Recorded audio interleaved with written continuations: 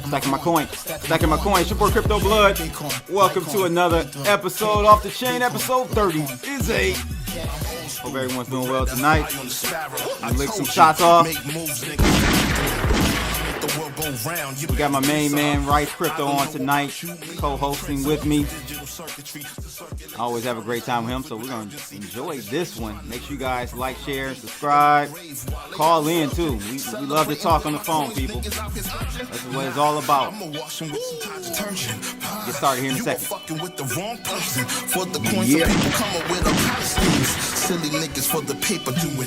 I'm doing the gunshots for all the people that hate him. Bang, bang. Bitcoin, Litecoin, Ethereum, cash, Bitcoin. Hey, Crypto Blood, I love your content, but you just keep hitting those gunshots in the middle. It's so annoying.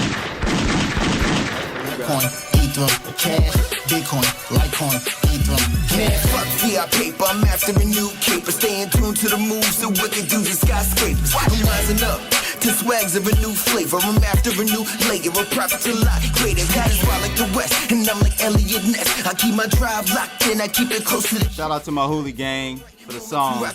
Stacking my coin. Check it out. KIK got a vision of riches. My FOMO got the fearful in stitches. Do it live! I'll write it and we'll do it live! This is my mission and I'm inspired to try on digits. Fucking thing sucks! We'll do it live. Okay. Doing it live, people. Welcome to another show. Hope everyone's doing well out there. Got my main man, Rice. What's good, baby? What's going on, CB, man? Thanks for coming and bring me on the show tonight, man. I always enjoy our talks. Absolutely. I do too, man. So, you guys, if you see him on more than once, you know it's a good, it's a good co-host. So we got Rice Crypto on tonight. So let's finish that conversation, though, bro. We were talking about Rage Against the Machine. Yeah, we were. Killer Mike has got a new group. I don't know it's not really new. Okay. It's not really new, but Killer Mike and his dude LP, they have a group called Run the Jewels, and it's some kind of like it's more like old school hip hop, which I really definitely enjoy, and really good lyrics. And I mean, I enjoy Killer Mike's content. He's on Bill Maher's show quite often, and we were mentioning Zach De La Roca, the singer from Rage Against the Machine, was doing some tracks with Run the Jewels. And I was telling you that Rage Against the Machine has actually put out 2 albums with new vocalists, and they're rechristening themselves as Prophets of Rage. And they're actually fronted by Chuck D from Public Enemy and B Real from Cypress Hill. Nice. So they have some really good stuff, man. And they have a song called Unfuck the World, which I encourage people to check out from the first album. And it's got a really good line in there, which basically says, if enough people take a stand against evil, who can stand against those people? The evil can't stand. So I really enjoyed that lyric, and it kind of circles back around because that's your whole playing motto, great music, like, man. Yeah, you're really into that whole like libertarian, more so anarchist, right? Or you're voluntarist. Well, voluntarist, anarchist, anarchy just it means without rulership, no authority. And the word voluntarist is just basically believing that all interactions that human beings have should be on a voluntary basis. And there's a lot more that could be said about that, but I identify as an anarchist and voluntarist and try as much as possible to be able to like educate people about what those words mean, because especially anarchy, with the mainstream media, they're trying to basically redefine what the word is and make it out to be a bad thing, which is unfortunate, but our media is good for stuff like that. Absolutely. I want you guys to check out Rice Crypto on Twitter. He's got a YouTube channel as well. Just search Rice Crypto. You'll find him. And he's been having some real heavy hitters there on this show, people. Yeah, I mean, what's been really cool is like, I mean, some of these people you have as well, man, but obviously we're two different people. So we have different conversations with different folks. But, basically I've been able to talk to Max Kaiser, Anthony Pompliano. I had John McAfee and Adam Kokesh on together, and I'm getting their insights on like what's currently happening all around the world with like our pandemic, and also regarding like the economic situation with our financial crisis. I get to talk to people like you about that, rethinking the dollar. I'm really fortunate to be able to have good conversations and basically record them and allow people to eavesdrop. It's kind of the way I look at it. No, that's cool, man. Speaking of rethinking the dollar, boy, I had a live session on his channel the other night. He's a smart cat. They were going, yeah, it wasn't him so much. It was his audience, man. They were going in. We were going back and forth, were they being bro. anti-crypto? No, not so much. You know, RTD audience is primarily like a stacker coin, precious metal community. Some of them are crypto, but no, man, they were on that whole like the Corona joint, like tinfoil, more on that side of things. And it's cool. I appreciate everybody's viewpoint, well, and I want to hear everybody's viewpoint. And shout out to, you had a really good conversation with Beatles, and you guys were kind of having. Yeah, we're going to put that out this week. So kind of having a little bit of opposing views, but, you're having a civilized discussion. And that's what we need more of, is people not to be judgmental based off of somebody's either personal experiences or someone's thoughts on a situation. We need to be more respectful to other people. And that's kind of like where voluntarism comes into play for me. But there are so many closed-minded people out there, man. They just want to judge you based off of, and they don't want to be open to the dialogue and want to understand maybe why you think that way. I just want to have a dialogue, Rice. I don't care what you think. You can have your own view. I'm not going to try to change your view. I'm just speaking my truth when it comes to this. When it comes to having debates, I just speak my truth. So I'm not here to try to convince anybody of anything different. I'm open to listen to what you have to say. I'll tell it to your face. I don't agree with it. Or if I do, I do.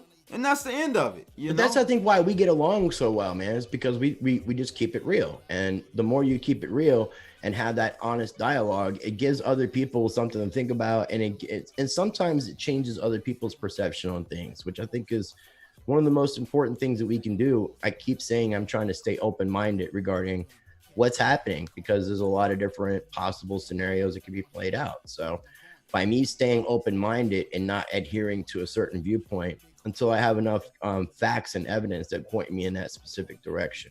So you made me think about, I just did a kicking a session with Zuby, the artist over in UK. Yeah. Was on the Joe Rogan show. I'm familiar. Yeah. So he made a point, man, and it'll be live for all my non-YouTube members, all my subscribers. You'll see it this coming week. I'll start releasing parts 1, 2, and 3. But he made a good point. He was like, man, you know what's wrong with people in society? They're cowards. And I was like, wow, yeah, they're cowardice. They're scared to stand up for what they believe. Yeah. And scared to, and you know what I'm saying? Like, and a lot of times, go ahead. A lot of times that we project that out on other people. So really, a lot of times I think people, instead of being upset with other people's points of views, are more upset with the fact that they don't really have the balls to be able to express their own views. And they just kind of displace that on other people and try to play that reverse psychology to make themselves feel better about themselves for being cowards. Yeah, I agree, man. Human psychology is a really messed up thing, man. And it is. I want to shout out, everybody watching the show right now, and shout out a friend of mine, Crypto Quandary, who's in the chat, man. We got some awesome people. What's up, Crypto Quandary? He's good peoples, man. Everybody watches man, good people. You can call up. Let's talk. My friend Eric's supposed to be trying to call in at some point too, so we'll see if he makes it. From Twitter, my man with he holds the Ether logo. Yeah, he's part of a project that I'm advising called Kool-Aid. And he actually wanted me to connect you with him anyways. He wanted to have a conversation with you off the chain and on the chain, if you get what I'm saying. Yeah, for sure. Yeah, we'll get him on for a kicking this session and go from there. So, man, how do you want to start off tonight, man? We've got a few topics. Well, one thing, okay, without it, this is not really in the news per se. That's fine. But today's Saturday, the 9th of May, and we're looking at right now, I'm thinking a little bit over 48 hours, somewhere around 50, 52 hours away from the halving. Yeah, so that's a pretty big event. We got a lot of halving parties that are going to be happening online. I think Tonebase is going to be doing a live stream, Cointelegraph, and a couple different people are having parties. I think that Juan Galt and Bitcoin and Friends are going to be doing like a VR party. But yeah, man, I just think it's really exciting times, because when I got involved in cryptocurrency, it was early 2017, which feels like forever ago.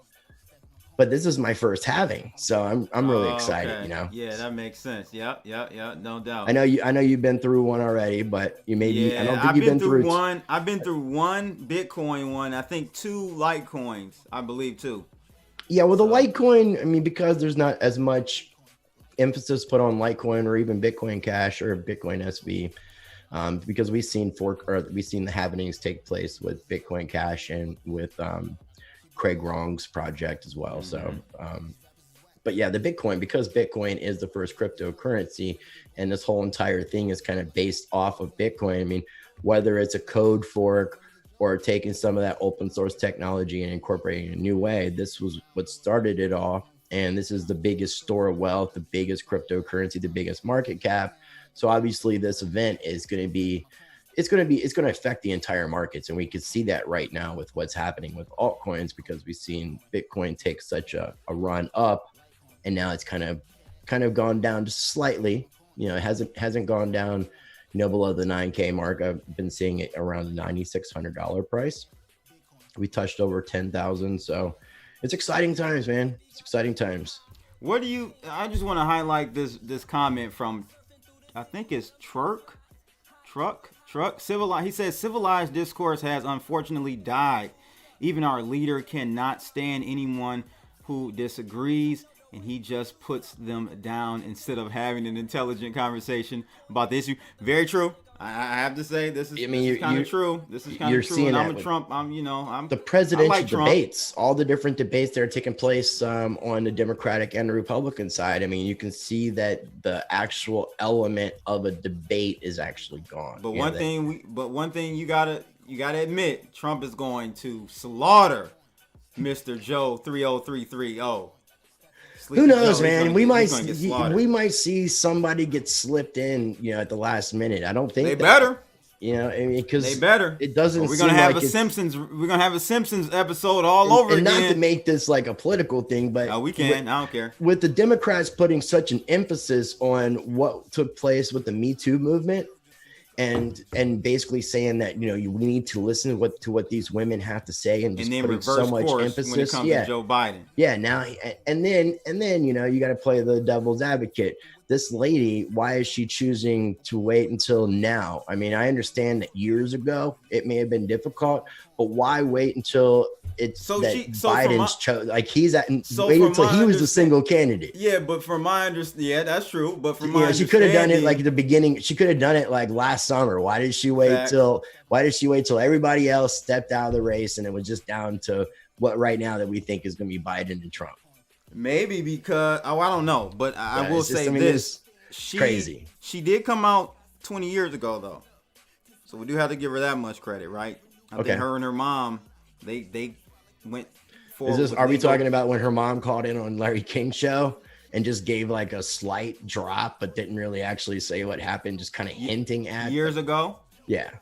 Yeah, no, I mean that may have been one instance, but I didn't think she actually came out and like said this for a fact is what happened. I think that there was some hintings at, but I haven't really dug into the situation. Me either, so I can't say I have either. But the timing of everything about this year is like the timing is just so crazy. This year has been horrible. It's been a Twilight Zone, man. Like they took my man Kobe, they taking Little Richard. They're taking Andre Harrell. They took my well, it's not my guy, but Little Richard died. I didn't know you were such a big Little Richard fan. I wasn't. Well, I mean, I think we know the truth now, and you're just trying to hide the fact. And it's cool, man, because I mean, he writes some good music. I almost said my man. He ain't my man. He was not my man, but he was a iconic figure, I guess, in Hollywood. I heard he died, but Andre Harrell, music exec, who actually discovered P. Diddy, he died today, I think, as well. Age 59, though. He was a young guy. Now, man. He's not being attached to our current pandemic situation, is he? At this point, no. They said heart. Well, I'm sure on record he's listed as such, but he's at least on record. It has something to do with a heart issue. But when I heard that, I'm like, that could be COVID too. The COVID is attacking the heart. That we do have We do have ACE2 receptors in the heart, and I've been hearing people having issues with heart damage from this, but who knows, man? Who knows? But I definitely want to have a separate conversation. I definitely want to have another conversation outside of this, talking more about like the pandemic situation and exploring a little bit more about that, just with open dialogue, and we'll talk about that. My man B. Payton said Bill Cosby, they waited 30 years.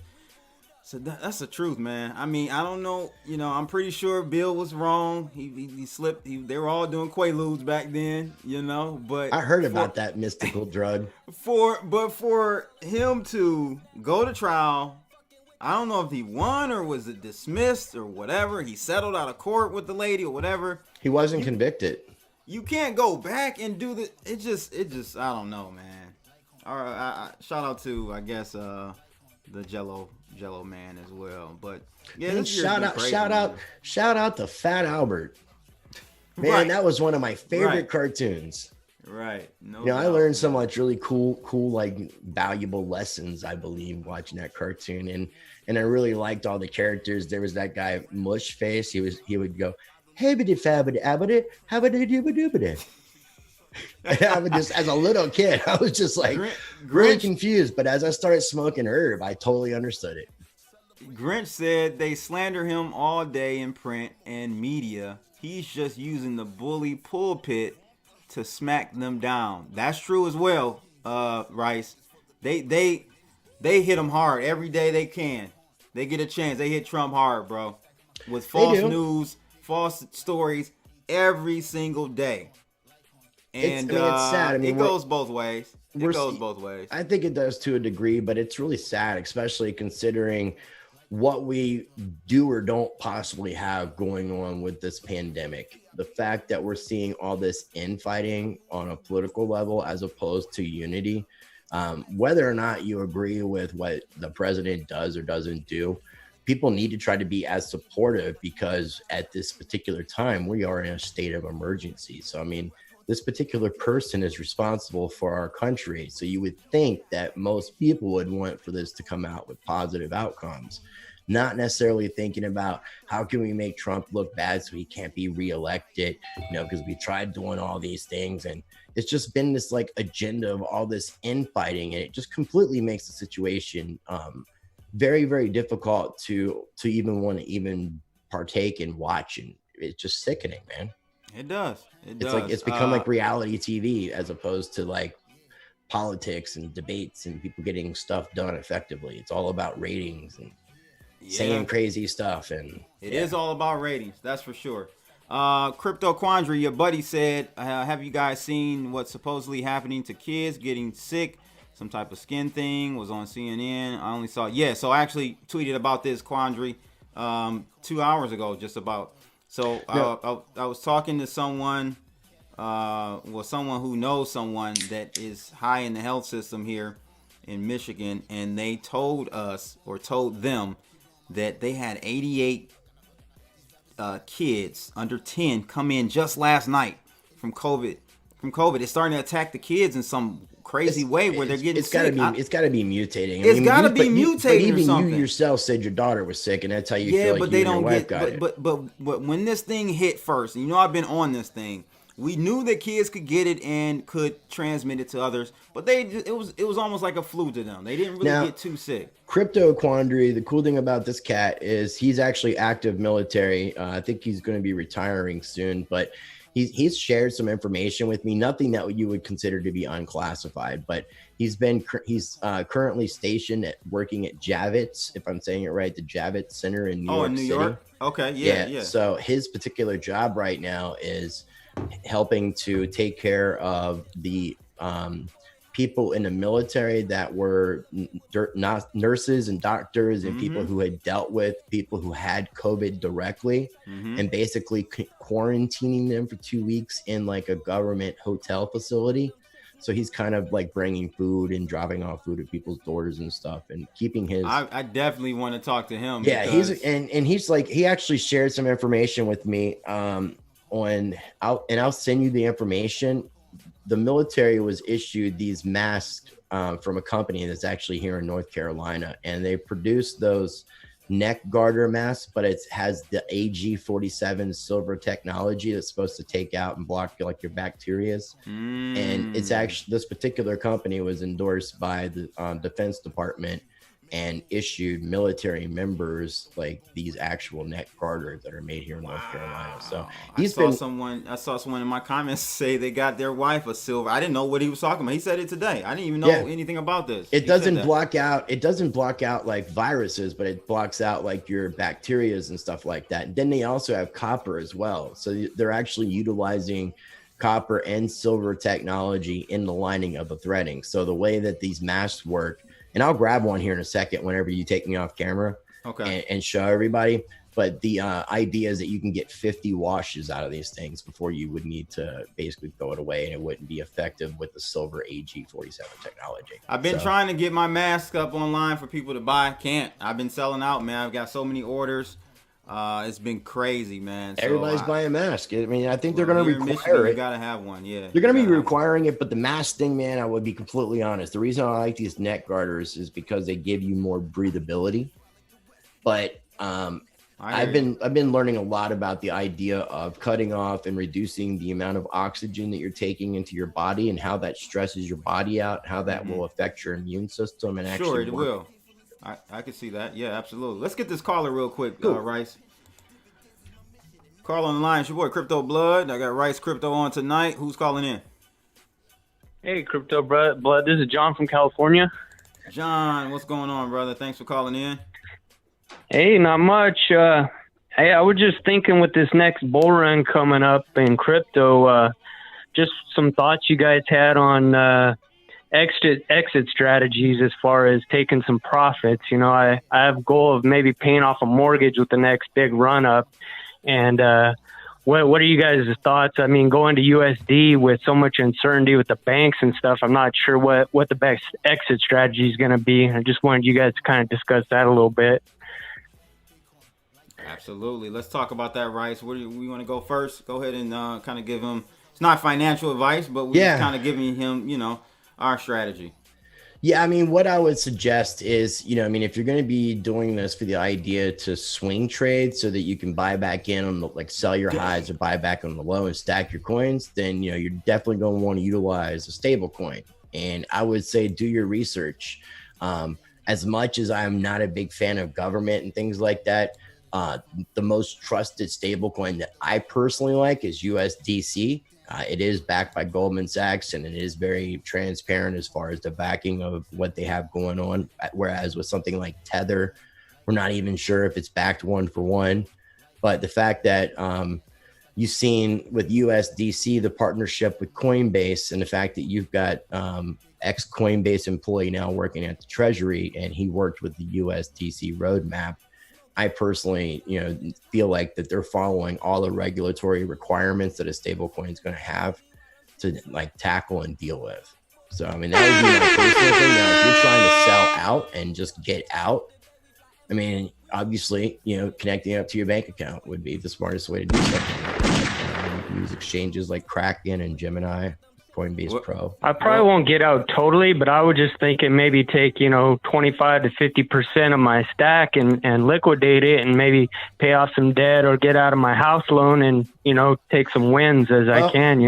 The biggest problem with that you're going to have to realize when it comes all the way down to it is when you pull out, you're going to have to deal with some sort of financial institution. So whether you're cashing out on something like the Cash App, Coinbase, or doing it directly to your bank account, that's going to be a tax event. So regardless of all that, you're going to have to take all that into consideration, is that it's going to be very, very much information that's available to the IRS, and you're going to have to make sure you follow up with that, which I'm not a big fan of, having to tell people to comply with taxation. But I mean, when you put yourself out there and you got your bank account attached, or you're dealing with your KYC and you're cashing out and you're taking any kind of profit, you're making yourself a target. So make sure you just put those things into consideration. Well, big fella, so I'm sorry to tell you, but that strategy of stopping or when to sell was kind of came and gone. Bitcoin just dropped 15% in the last couple of minutes here, which is Are you crazy. Serious? Yep. If you take a look at the screen, ladies and gents, you'll see it has completely done a bearish engulf over. I didn't think this would even take place until possibly I even like after the halving. But I didn't want my man to hang up, but he hung up. Wow. I don't know why. Maybe he was running to go try to sell. Too late. Don't sell now. Don't sell now, brother. Don't sell now, please. It's too late. Hold on. Yeah, it's too late for all of that. Wow. So yeah, we had a major drop. I wasn't expecting that either. That's 14%. It's like 8,400 right now. 8,440 is what I'm seeing. 14% drop. And to be honest with you, this is a very I was just talking highly about the. I know, right? This is a very bearish move here. Shout out to my man Default. He probably wanted to stay short. He would have been happy if he would have stayed short here. But yeah, all of this has been pretty much wiped out in less than 10 minutes. So, yikes. There you go. That's crypto for you. But yeah, man, I don't know. I mean, I would say, stable coins are good. I thought we would see a drop after the halving, not before. Well, that might change too. I mean, we might see it just pick right back up. I mean, like anything could happen. You think we're done? Bro. You think we're done before? You think this is it? Yeah, someone got ahead of everyone else in the market, and did their dump before everyone else. Nothing wrong with hodling, man. It's a safe bet, and as long as somebody dollar cost average their buy-in, man, and just hodls their coin, I think I'm looking at this for long-term purposes. That's my thing. Now, I mean, I am going to start trying to be a little bit more active with my trading, but you got to be smart about that. You got to have a strategy. You can't play with all your chips. You got to be strategic, and you got to take the emotion out of it. And in the past times I've done this, I've screwed up royally. The last bad trade that I made, it was early May of last year before consensus, and it might have been late April. And the price of Bitcoin was like getting close to the $6,000 price. And there was a lot of talk about it retracing back down to closer to the $3,000 price. And I sold around 5,900 on a dollar cost average price. And it ended up shooting up to that 14 grand all-time high of 2019. So I made the complete wrong play, and I had to wait for it to retrace back down and DCA back in and basically lose some Satoshi value. So it's, you've got to be real smart about how you're doing this. And I'm not necessarily one of those people that have figured out that trading game this well enough to feel comfortable enough to be playing this game, because I would not have expected this drop. I mean, this is to me, I think this is the move down now. What is that chart though right there? That thing looks crazy. That's like a work of art. Yeah, you know how I do. That's like squiggles and circles. Yeah, so I was just showing like the area where it pretty much did a bearish engulf. If this candle closes like this, this is a bad. It really looked like we were hitting a double top almost. Nah, not really, but this is we're wiping out about 10 days worth of gains. So I don't know. We'll see. We'll see what happens. But let me bring my man 10 Pound in. What's good, up? 10 Pound? Hey, I was just talking to my boys in Discord about that. He was telling me yesterday was the top, and I was like, yeah, you probably right, bro. Like, you probably right. But I mean, man, with the halving like literally almost 48 hours away, like, why would somebody like have such bearish sentiment? But I was thinking last night that if somebody were to sell right now, they'd be a pretty pragmatic person. Pretty, not necessarily, bro. Like, you got to think like true, like professional traders. You start to get the sentiment and get a gauge on what the market is looking at. So if everyone is expecting a sell off after, which a lot of people were, sell before, so you're not last holding the bag type of thing. You know what I'm saying? In the short run. So that's probably what happened, man. And also, the crazy thing is I've been hearing so much in the past 24 hours with the sentiment being exactly that we're going to be seeing a sell-off, that we're seeing a price run up. Some people were still like looking at the possibility of 14K Bitcoin before we saw a sell-off or the halving. But, there was the whole situation is typically do the opposite of sentiment. And so I think a lot of people are like, oh, everybody's so bearish, maybe it's not going to go that route. And it actually went that route. Like people were just playing the opposite strategy that people were thinking was going to go on. And because this market cap is so small, these whales can do this stuff. Yeah, man. yeah, no doubt. Definitely. Like the market cap is a joke. However, or I should say liquidity. But the thing is though, yeah, everyone was bearish, but they were bearish for after the halving. So you do opposite. You do you sell before the halving. Right, but what I was the thinking. sentiment was going down, is what I was saying. Like the general sentiment, regardless. I mean, some people were expecting the price to go down after the halving, yes, but the sentiment was basically already in that bearish mode. So to sell before the halving, whoever that person was or group that took advantage of that was ultra smart in playing the psychology of people, because that's what this game is about when it really comes down to it. Because people talk about taking emotions out, but those are the people who are the ones who lose, and these smart people who are playing these type of psychological games are able to take advantage of, because it's a given. The emotions are always going to come into play. That's why people waited till Bitcoin was over $10,000 to really take it seriously, and weren't those same people who bought in at like 19,000 when the price was high and the news was talking about it and they had that fear of missing out. Those same people didn't want to buy Bitcoin when it went down to $4,000 or $3,000. It's this weird psychology that goes into it, that greed and emotions just overplay the market, even for people who don't think that it's coming into play for them. So a lot of people in the chat room are saying this is minor capitulation. I can see that for sure. I can definitely see that. So that may be what it is. But from a technical standpoint, we've broken a lot of things technically. So it'll be a self-fulfilling prophecy, in my opinion. I think we had lower from here. It's like it's like March financial market. Yeah. I think we wiped out 3 years of gains. Look at this candle, people. I'm just zoomed out. It's sad. It's like a reverse erection. Yeah. No doubt, bro. This looks like the you know what this looks like?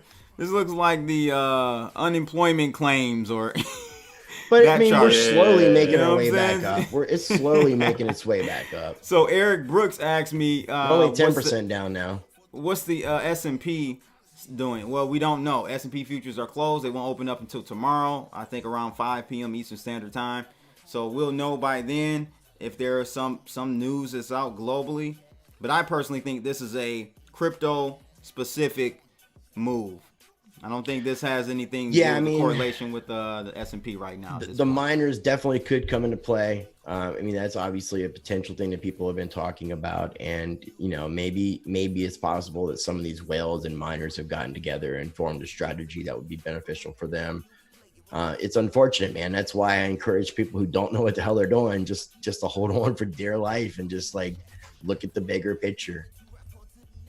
Yeah. Because I mean, bigger picture, we know the price is going a lot higher than where we're at. Yeah. Oh yeah. So that's the thing. That's what I wanted. And this is actually great because I didn't get a chance to sell before and buy more, but at least I'll be able to buy more at a lower price now, because I know over the next 365 days or so, people, this thing is going to the moon. And traditionally, when people make an investment, I mean, I would say on a very bare minimum, people are looking at making that investment like a 2-3 year minimum, you know? So, I mean, that is long-term in the crypto game. And that's what people now need to be looking at. You know, someone just asked what you should do with $1,000.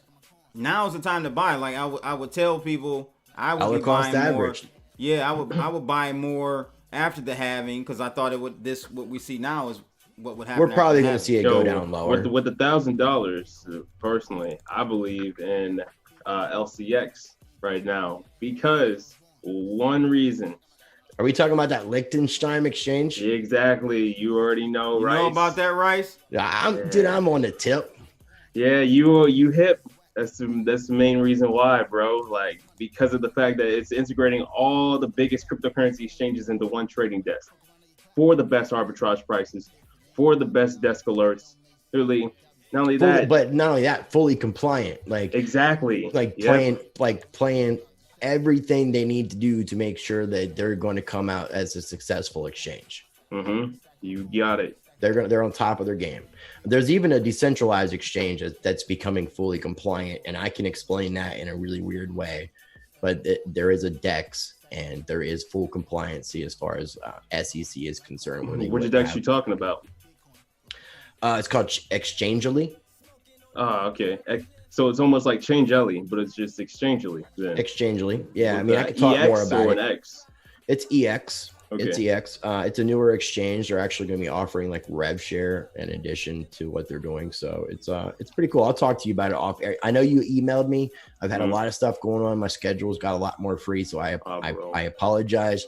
I promise you I'll be back in touch, and we'll make some stuff happen between us. And I definitely want to have some off the chain and on the chain conversations.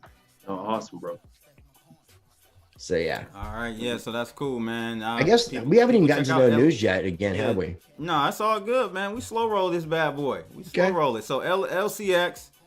I think my man 10 Pound brought it up either last week or the week before. So I'm thinking this nigga maybe you shilling this joint here, brother, or you just trying to help some people out? I'm trying to help some people out, man. I gotta be real here, bro. Yeah, this seems like the real deal. Liechtenstein has a really interesting governmental system. I always be playing with 10 Pound. Yeah, the country passed a lot of laws and are very pro blockchain and crypto, and they've actually got the blessing from the actual government of the country itself is fully behind it. And not only that, they're making sure that they're fully compliant with what they recognize the U.S. regulations to be and what some people are thinking it will entail. So I think they've kind of like tackled the game ahead of the tackling taking place. Mm-hmm. They've played a really good defensive game as far as like making sure I think they've got all their bases covered, and they're gonna, I think they basically launched at the beginning of this year, and they've done it the right way. And because I think they're fully compliant, they're going to survive. Where I think we're going to start seeing a lot of exchanges start falling off the wayside, especially if we start seeing the price of Bitcoin going down further.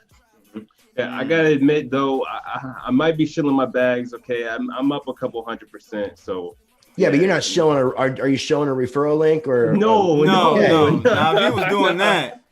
If he was doing that, that's the shield. That's the real shield. Right. Just telling somebody to check out an exchange that offers you to on a. I think if I'm not mistaken, you can connect up 3 exchanges for free with their API, and then with a paid account, which is fairly expensive. I understand it's like almost $300, I believe, for like the minimum monthly account, which allows you to connect unlimitedly. So if you're really a big trader, you would trade through one like portal that's API to all these other portals that gives you in real time all the pricing so that you can take advantage of that arbitrage. Because we've even seen like the price of Bitcoin be higher on one exchange by several $100s compared to another exchange.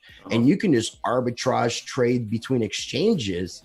But the difficulty with that is taking your funds out of the exchange and then into another exchange. If you've got a portal that's API'd into these exchanges, you can take advantage of those arbitrage moments in between those exchanges in a lot faster time, which is a game changer. Yeah, from the back end too. That way you don't even have to, manage all of these different accounts on different exchanges. And I'm a shitty trader, and I could say that. Yeah, exactly. I'm not trying to hate on your trading, but also you mentioned the pricing for it, my dude. Like they're actually allowing people to trade the token in for that sort of access. And right now the token is undervalued against the dollar price that they're advertising on their website. So like apparently it's like 10 cents per token that they're advertising on their website. And you can buy this token for like less than a cent on some exchanges. And all you need is 2,900 tokens. Well, I think if I'm not mistaken either, I think it's only traded like on IDEX, if I'm not mistaken. Yeah, it's on IDEX, it's on Liquid, it's on Coinsbit, it's on a couple exchanges. I feel like I have a photographic memory, but this is not photographic, and I've never traded on this exchange. I think I might have just signed up in the past week on the exchange, but just from doing a little bit of research, this is what I remember. I was impressed. Enough about LCX because I ain't getting paid from them folks. So they need to pay us. We're gonna bill them. Yeah, right. We're gonna bill them. There we go. I'm gonna send them a recurring invoice. So where you want to start, Rice, man?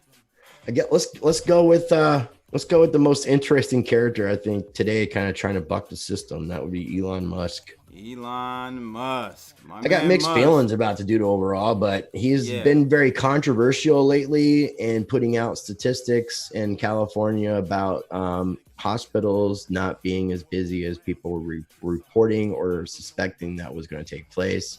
And now I guess we see he's threatening to move his facilities out of California because of the safety issues that are being brought up, which I didn't have a chance to look into it a little bit more. I'm curious as how his facilities in Nevada are working out, because he has a lot of interest in that state as well. So in Reno, I think is where he has like one of his gigafactories, and or right outside of Reno. So I'm curious, is he allowed to operate in there, or is this article talking about leaving Nevada in addition to California, or is it directed towards California? Yeah, just directly towards California. He's looking to move his headquarters for future programs to Texas or Nevada immediately.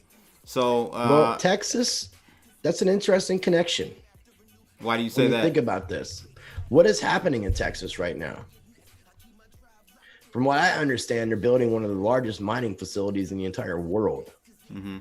In Texas, something that's just going to outbeat like Bitmain and all these other facilities. And when you're dealing with that much power, you're also going to be dealing with getting the most technological advancements of power so you can save money, because as we know, power in the United States isn't as cheap as it is in some other countries, which is why it's more profitable to mine in those countries.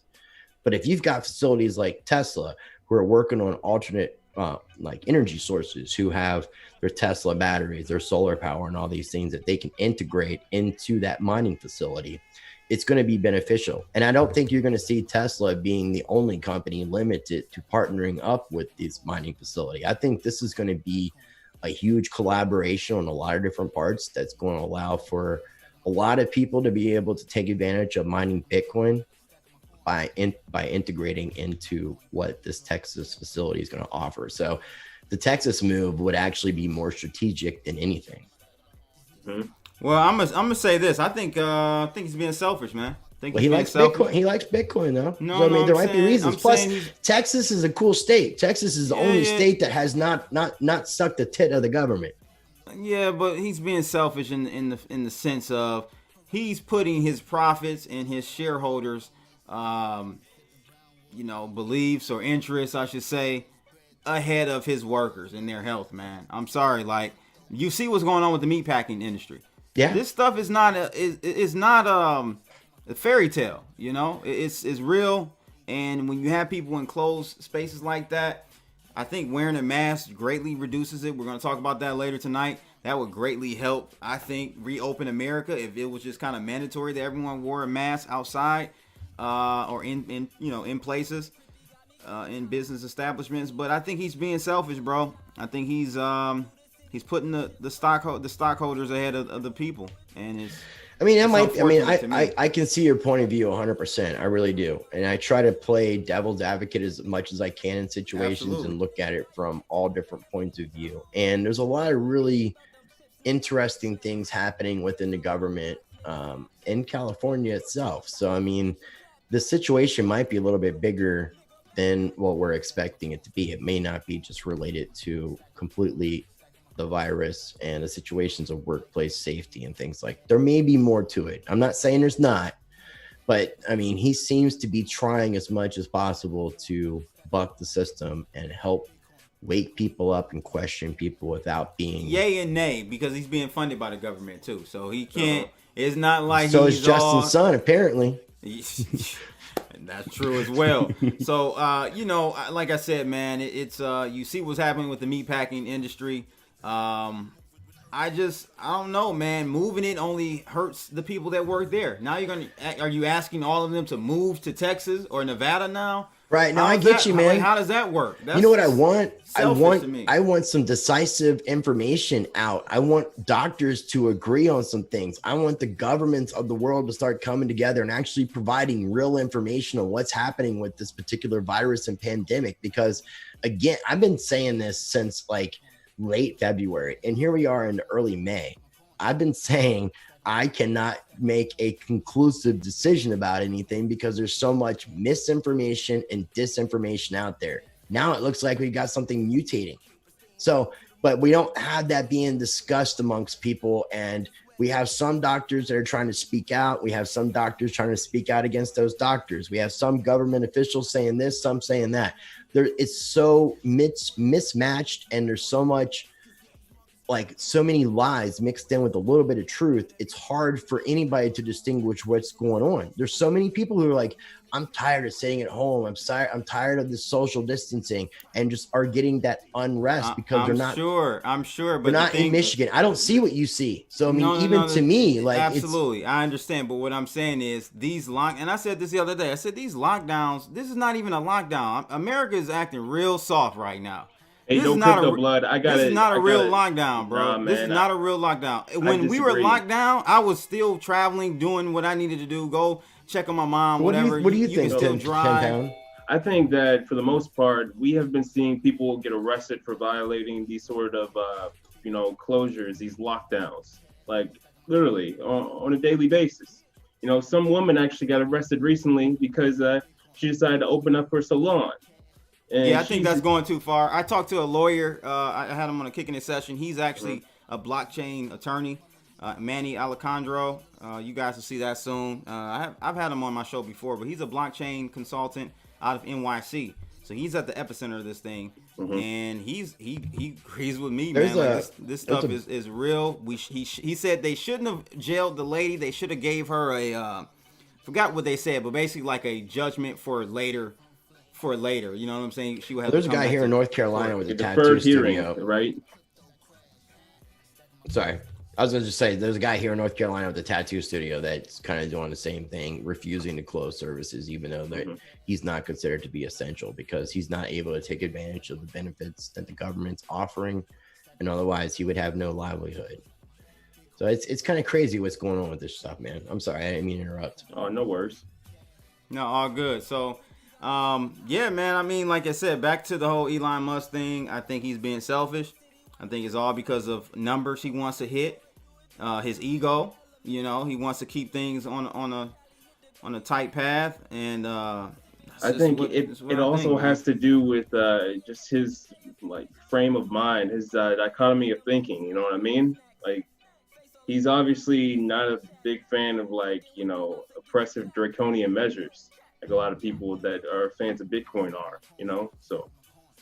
Yeah, someone said they heard that the strain that hit the East Coast was stronger than the one on the West Coast, and that was from China. I can see that because if you look at Washington State, they're not really having much more of an outbreak. If you take a look at Washington State, I think they have like 16,000 cases. They were the epicenter. They started us off. They had 905 deaths. So, yeah, they're not doing as bad as some of the East Coast states like Michigan. Massachusetts is going crazy. They're really going, climbing up, man. You look at Massachusetts, they're taking off. Illinois. So, yeah, East Coast. Look at that. All the top 4 states are East Coast.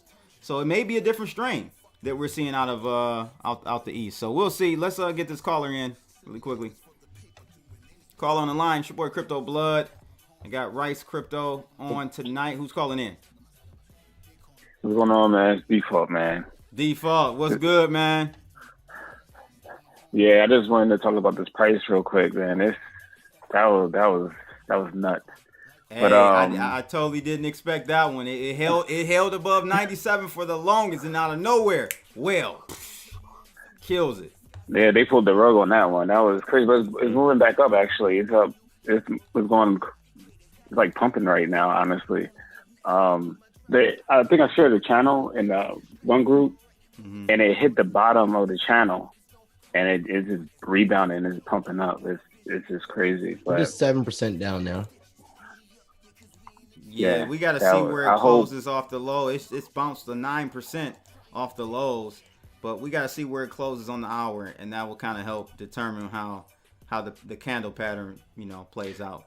That was definitely unexpected. Well, I don't like these jackknives, man. Where literally out of nowhere, just major capitulation.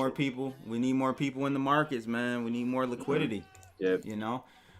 What's going? Oh, he hung up. Okay. Maybe What he'll was call that back. dude? What's that dude's name that just recently came out very pro crypto, who's like very well respected Paul in the Teeter Jones. Tutor yeah, Jones. yeah. I found that to be very interesting, I did too. I think especially the comments that he said, because yeah. you know, and that's where I try to project that positivity for just holding long term. You know, you have to realize why you got into this game. You know, Absolutely. I mean, and think about that. And if your reason is the same as mine, which is the change that it can bring, not the change that it can bring you, but the change, like the practice change, to be the change you want to see in this world. Right. If you believe in that change of what Bitcoin and cryptocurrencies represent, then one, price doesn't matter to you, but two, you're looking at the long-term picture of this whole thing. Now, if somebody wants to take advantage and try to profit off some of these different moves, that's where trading comes into play. But that's where somebody, just like I said earlier, just has to be smart and figure out what they're going to do. But I wouldn't. I mean, I greed, think price. though, I think greed price is a killer. Price matters, in my opinion. It's just about your time frame with price. Does it matter today, tomorrow, Right? Or does it matter 10 years from now for you? Right. You know? And that's kind of where I'm at. I mean, obviously I don't want to see Bitcoin go below the value that I got involved, Right. which was around like the $3,000 price, but that's the lowest I've seen Bitcoin. Mm-hmm. So, I mean, but that's not going to be disheartening for me and be a be all end all for me. Like if we happen to go below those rates, because I see the disruptiveness of the technology in general. So I try to have that outlook on it, and just, you know, whether people agree or disagree with what I have to say, I just want people to really think about, why did you get involved in Bitcoin? Why did you get involved in cryptocurrency? And then really try to look at that strategy of how you can make your emotions agree with you in that process. You know, I love that dichotomy, Rice. I really do. I mean, like, for the most part, people that get into it because they like that dollar aspect of it being, you know, tied into the traditional markets, they're in it for the wrong reasons, in my opinion. But you got to respect it at the same time. And I do. Yeah. I do. Uh-huh. But if that's your, you know, and that's where I generally don't have conversations with people like that, because people who are in it for the price don't necessarily have the same views that I do on being that change that they want to see in this world. Exactly. So it's people that really care about what Bitcoin represents that I am drawn to. You know, I mean, obviously there's nothing wrong with people trying to make some money and profit in trading and things like that. But for the most part, I would say that most people I conversate with have that same long-term vision of believing in the creative destruction, don't like fiat currency, don't like central banking, don't like fiat or fractional reserve banking system. And those are the people that I can have great conversations with. So what do you guys think about what the Ghetto Sniper said? He said, The Ghetto Sniper. I don't know if he's trolling or what. He says Bitcoin's heading to zero. He said the Fed will make sure Bitcoin has no value.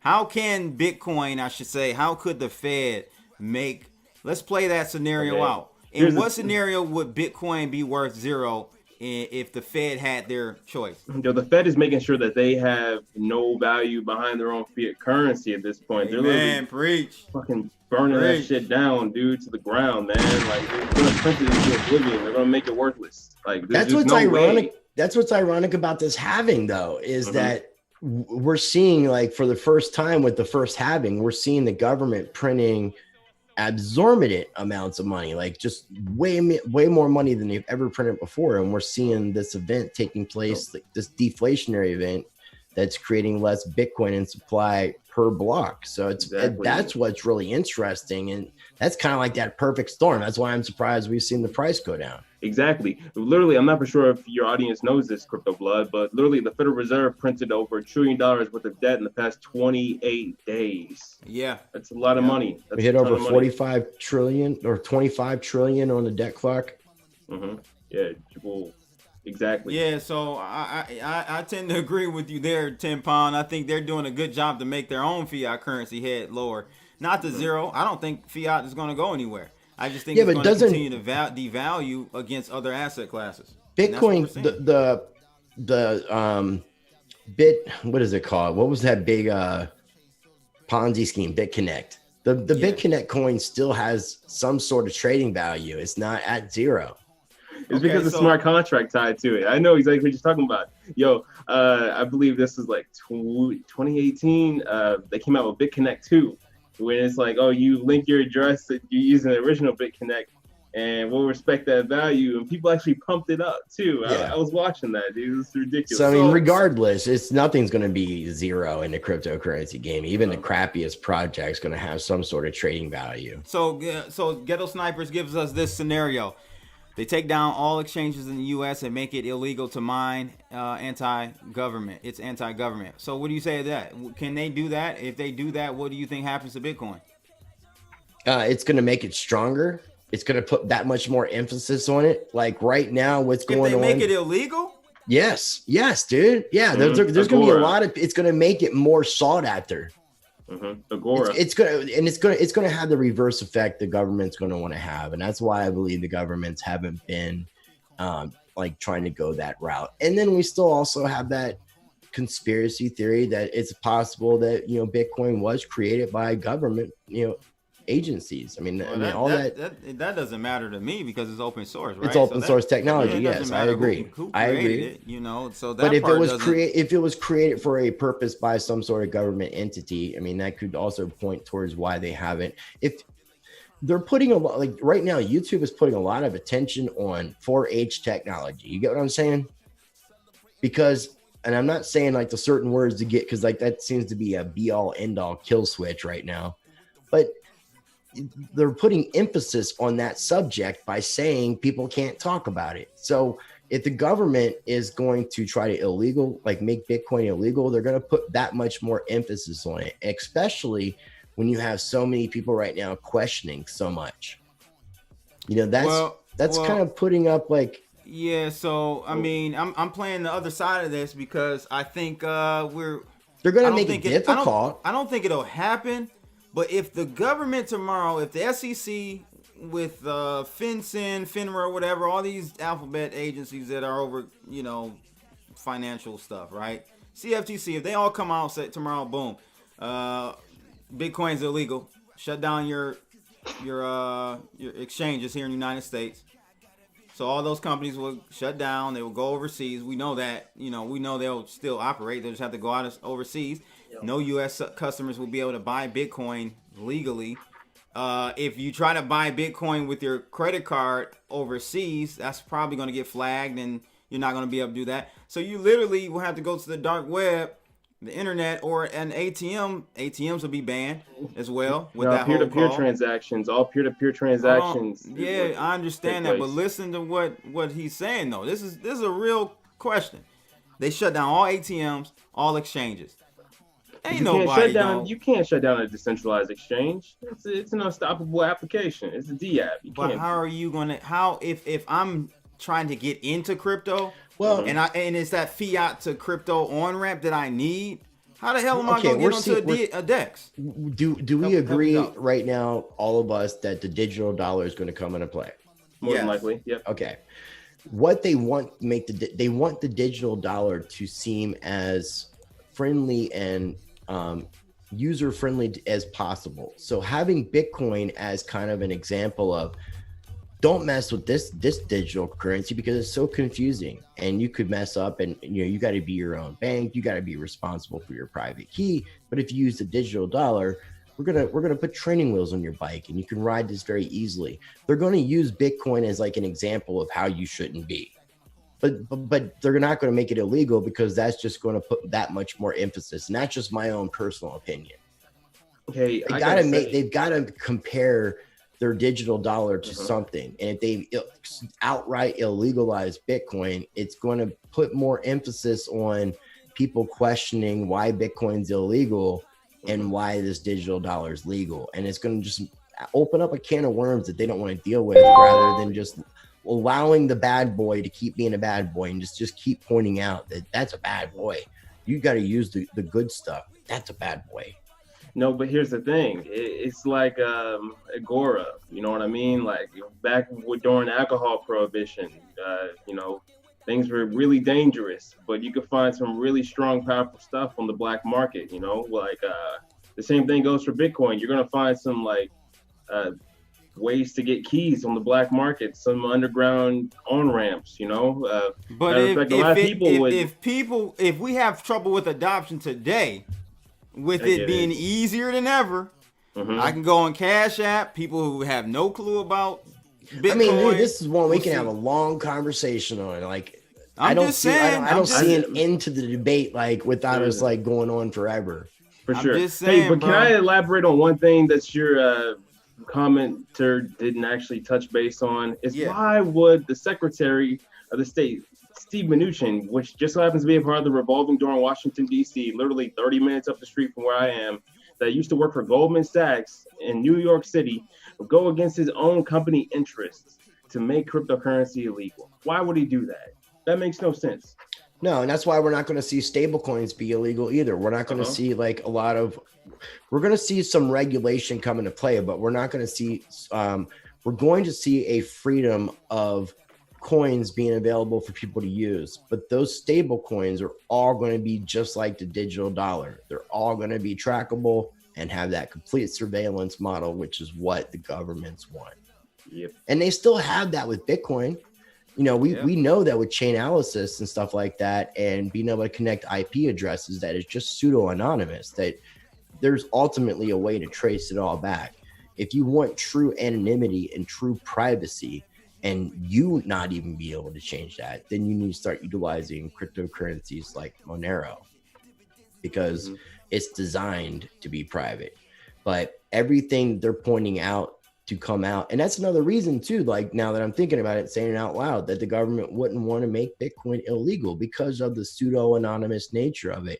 If anything, they'll attack like the anonymous coins and the privacy coins. Okay, that's what I was going to ask you. Yeah, that's what I was going to ask you. But I got to ask though, and you know, I think I know the answer to this, but I want to hear from you guys. Why did they attack Libra then?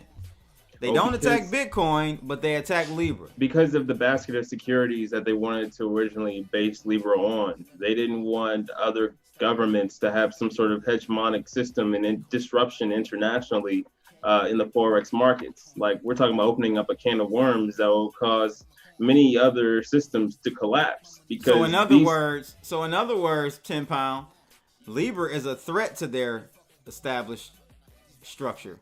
Well, Bitcoin just in their eyes. I'm saying in their eyes. It is. No, it's a direct threat because it takes out the dollar being used as a currency in the country, which takes down our GDP. So it's a direct effect. Now, to give a great example, in the late 90s, there was a project called the Liberty Dollar that was going on. Yeah, I remember that. The guy's name was, it's for some reason I'm drawing a blank. It's like Bernard von Nothaus. Bernard von Nothaus created the Liberty Dollar, which was a direct competition to the US dollar. It was backed by different types of precious metals. He had palladium, gold, and silver. There were actual bills. There was like complete transparency in how it was working.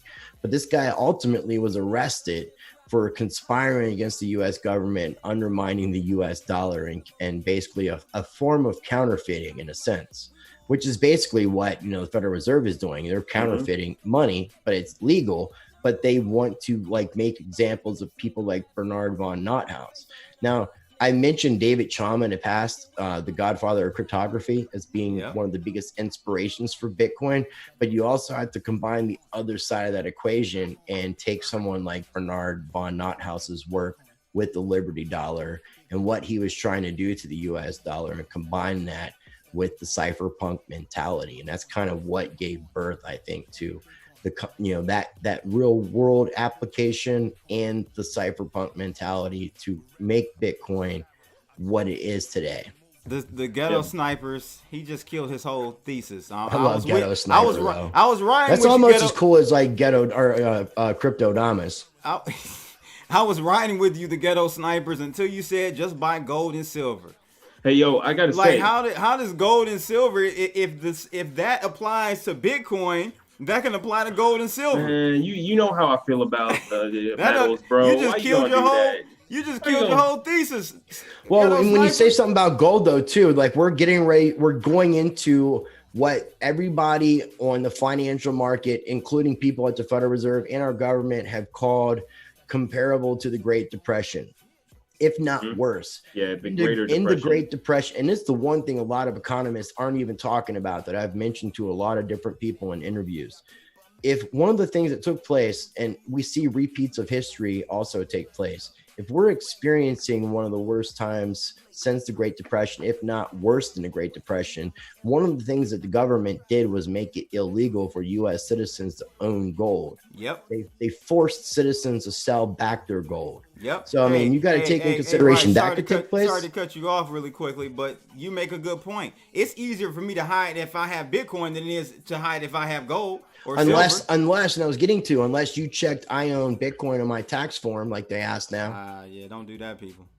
Yeah, that's the worst way. That's the worst way to disclose your assets right there. Because we do have that possibility of history repeating itself, and the government wanting to take your assets that are a store of wealth, which includes your gold and silver, and now possibly crypto. So he's saying that gold and silver won't be made illegal because it's not competing currency. Well, look at 1933 to 1974 and tell me if it was all right for a U.S. citizen to own gold. Tell him right. It was illegal for you. I gotta snipe you, ghetto sniper. Yeah, ghetto sniper. I'm telling you, your government made you sell your gold back at $20 an ounce. That's what your government made your great grandparents do. And as soon as the American government was able to confiscate the gold they were going to confiscate, they raised that price from $20 an ounce of gold to $35 an ounce of gold.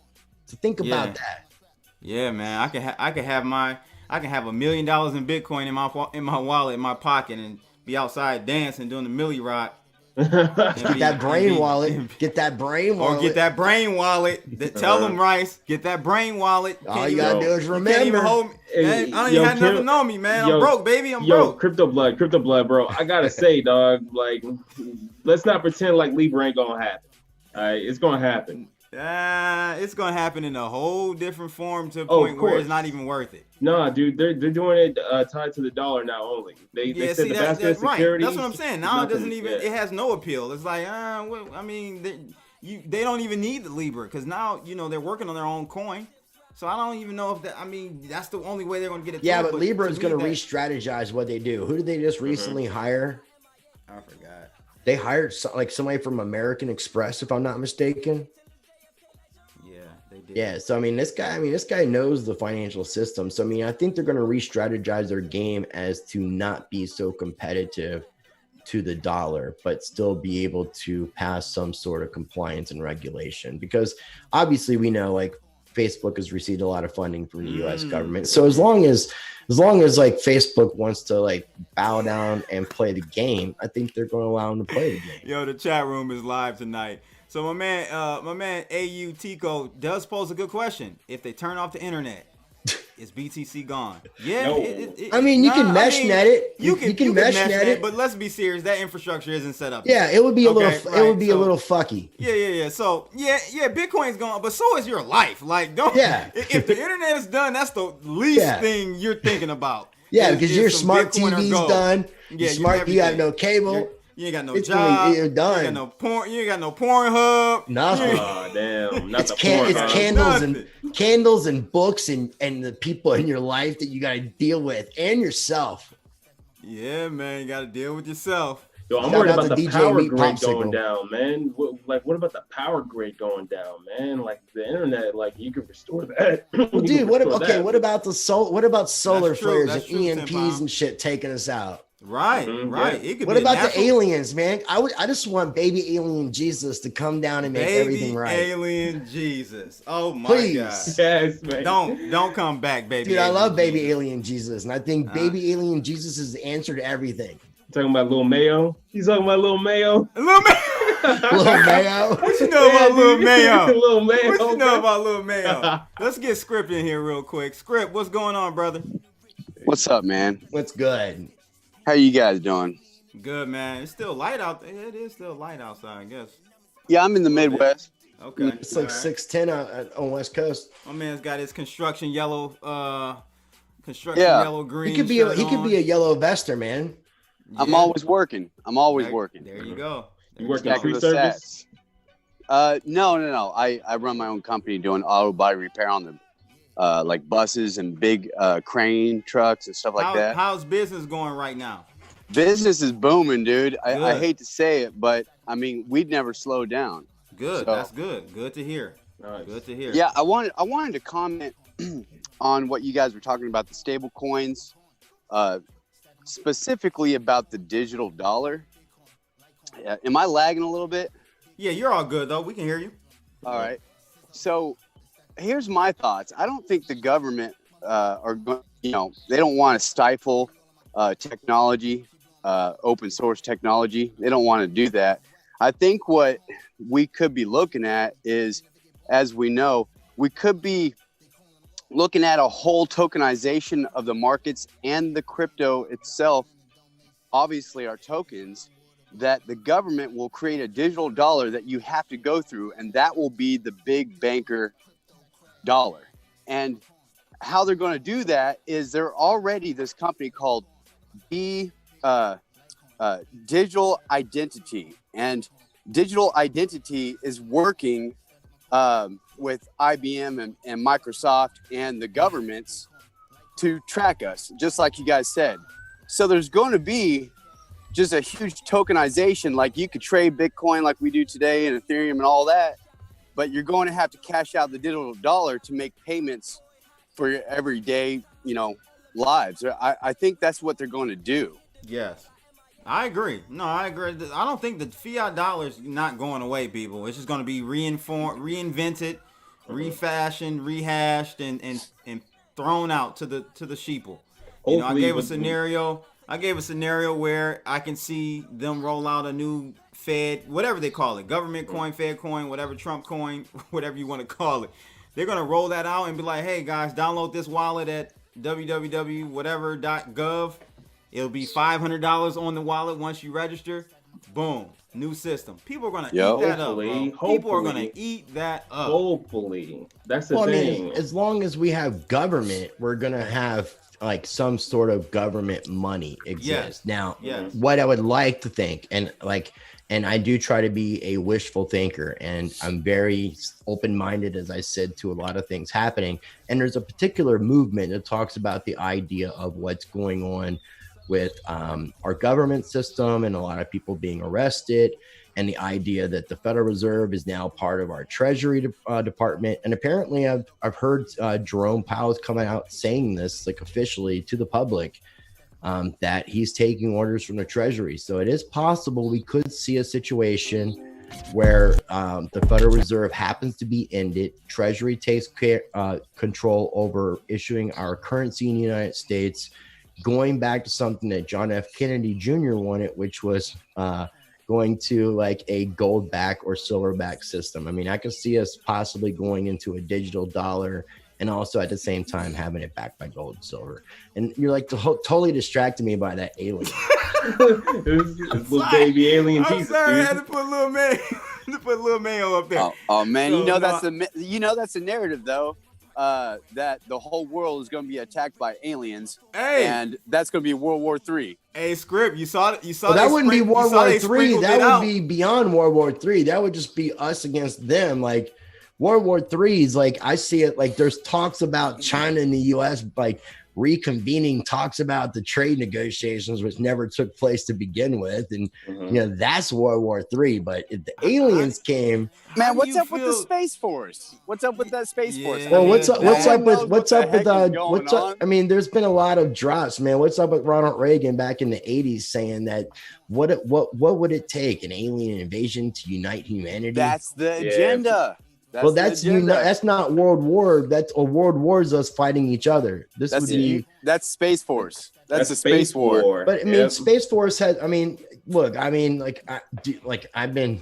people need to check out my Patreon channel because I'm going to start having some discussions with people about some woo-woo subjects, and aliens is part of it. Like, hey, Will Mack says World War III is already happening. I agree. Well, we could be in biowarfare. We could be like could have multiple viruses going on right now, not mutations.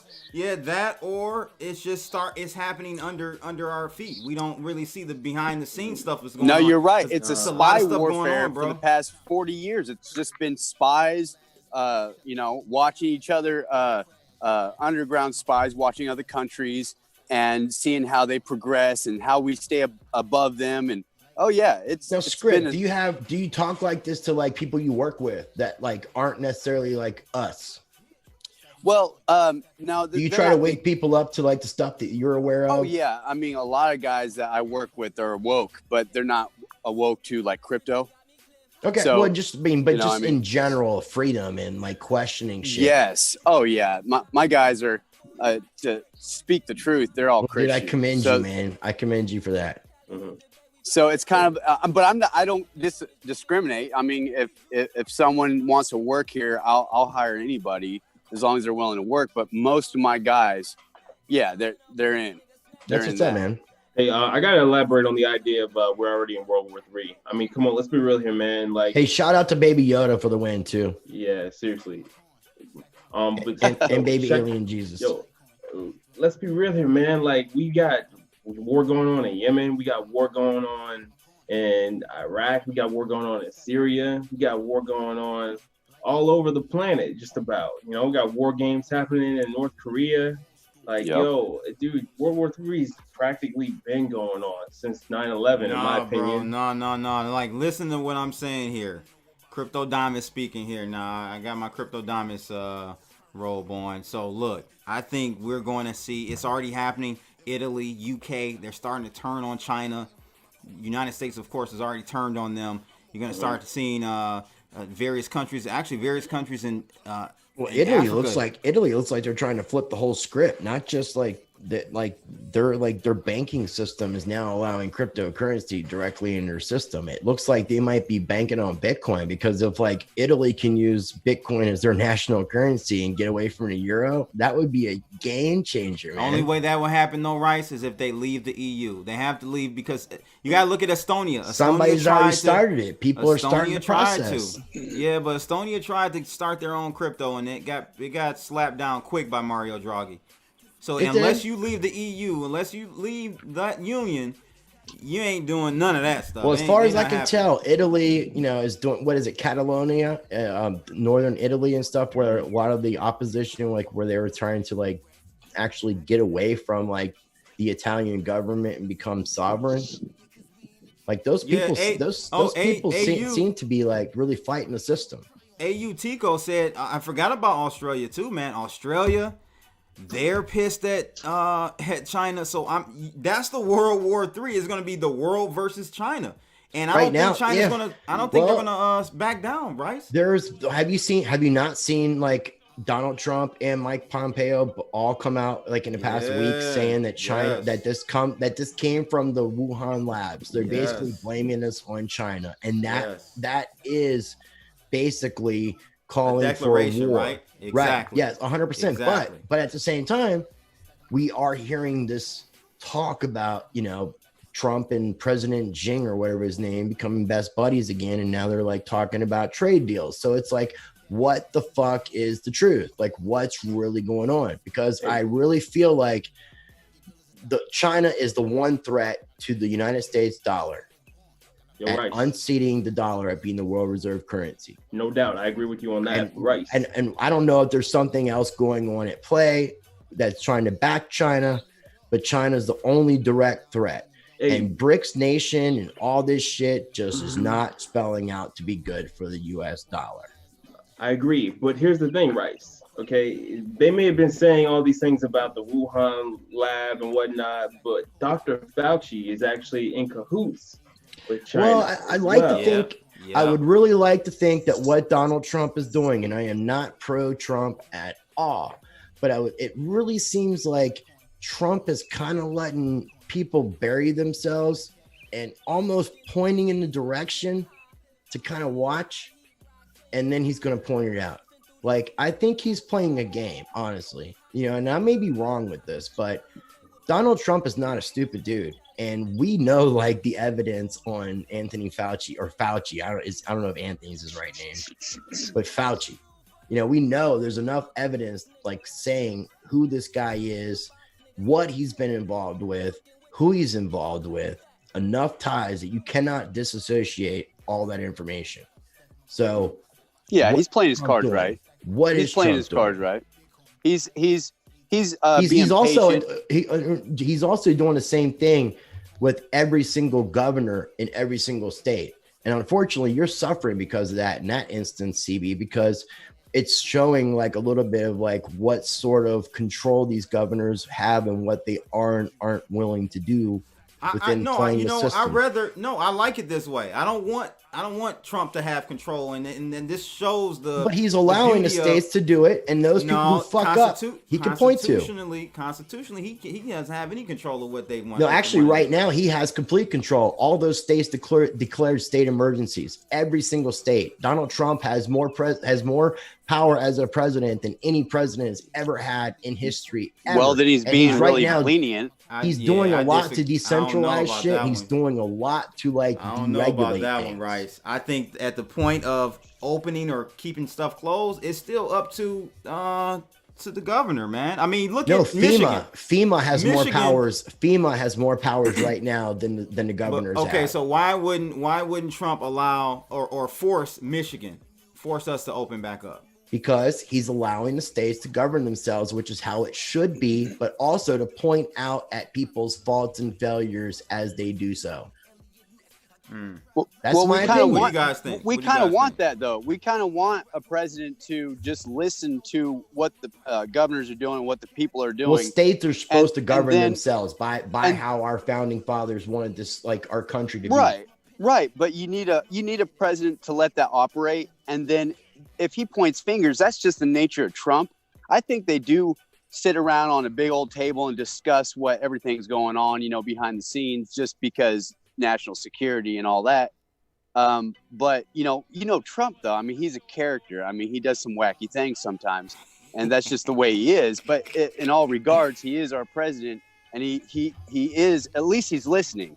I don't like presidents that don't listen and just make, decisions without listening. You know what I mean? No, he's definitely.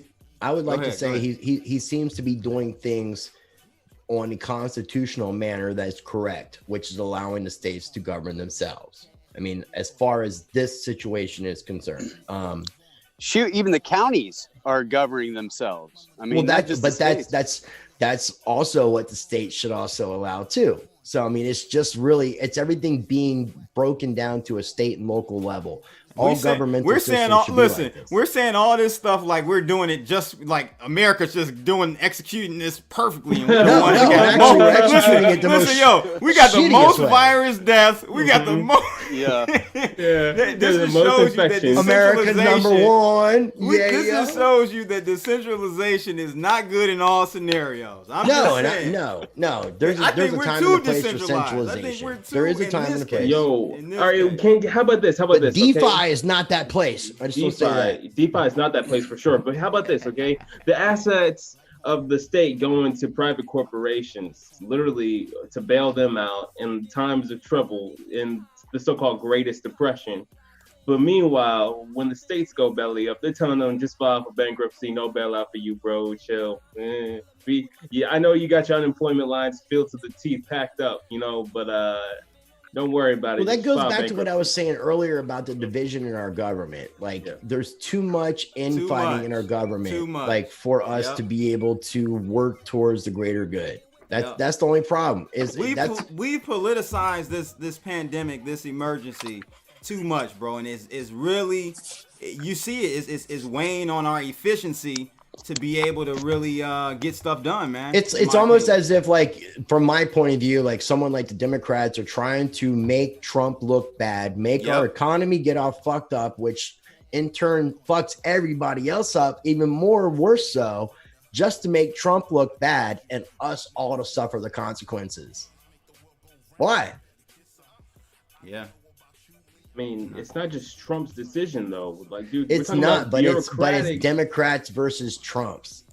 Nah, man, I think that there's some even Republicans that are kind of fucking bashing on Trump. You know what I mean? There's a few. Like, yeah, definitely. I think like it's not really an aisle thing anymore, really. But I'm telling you, look at the executive orders, look at the CARES Act, look at the stuff that took place after 9/11, and because of the fact that every single state, all states declared a state of emergency, FEMA has more power than they've ever had before.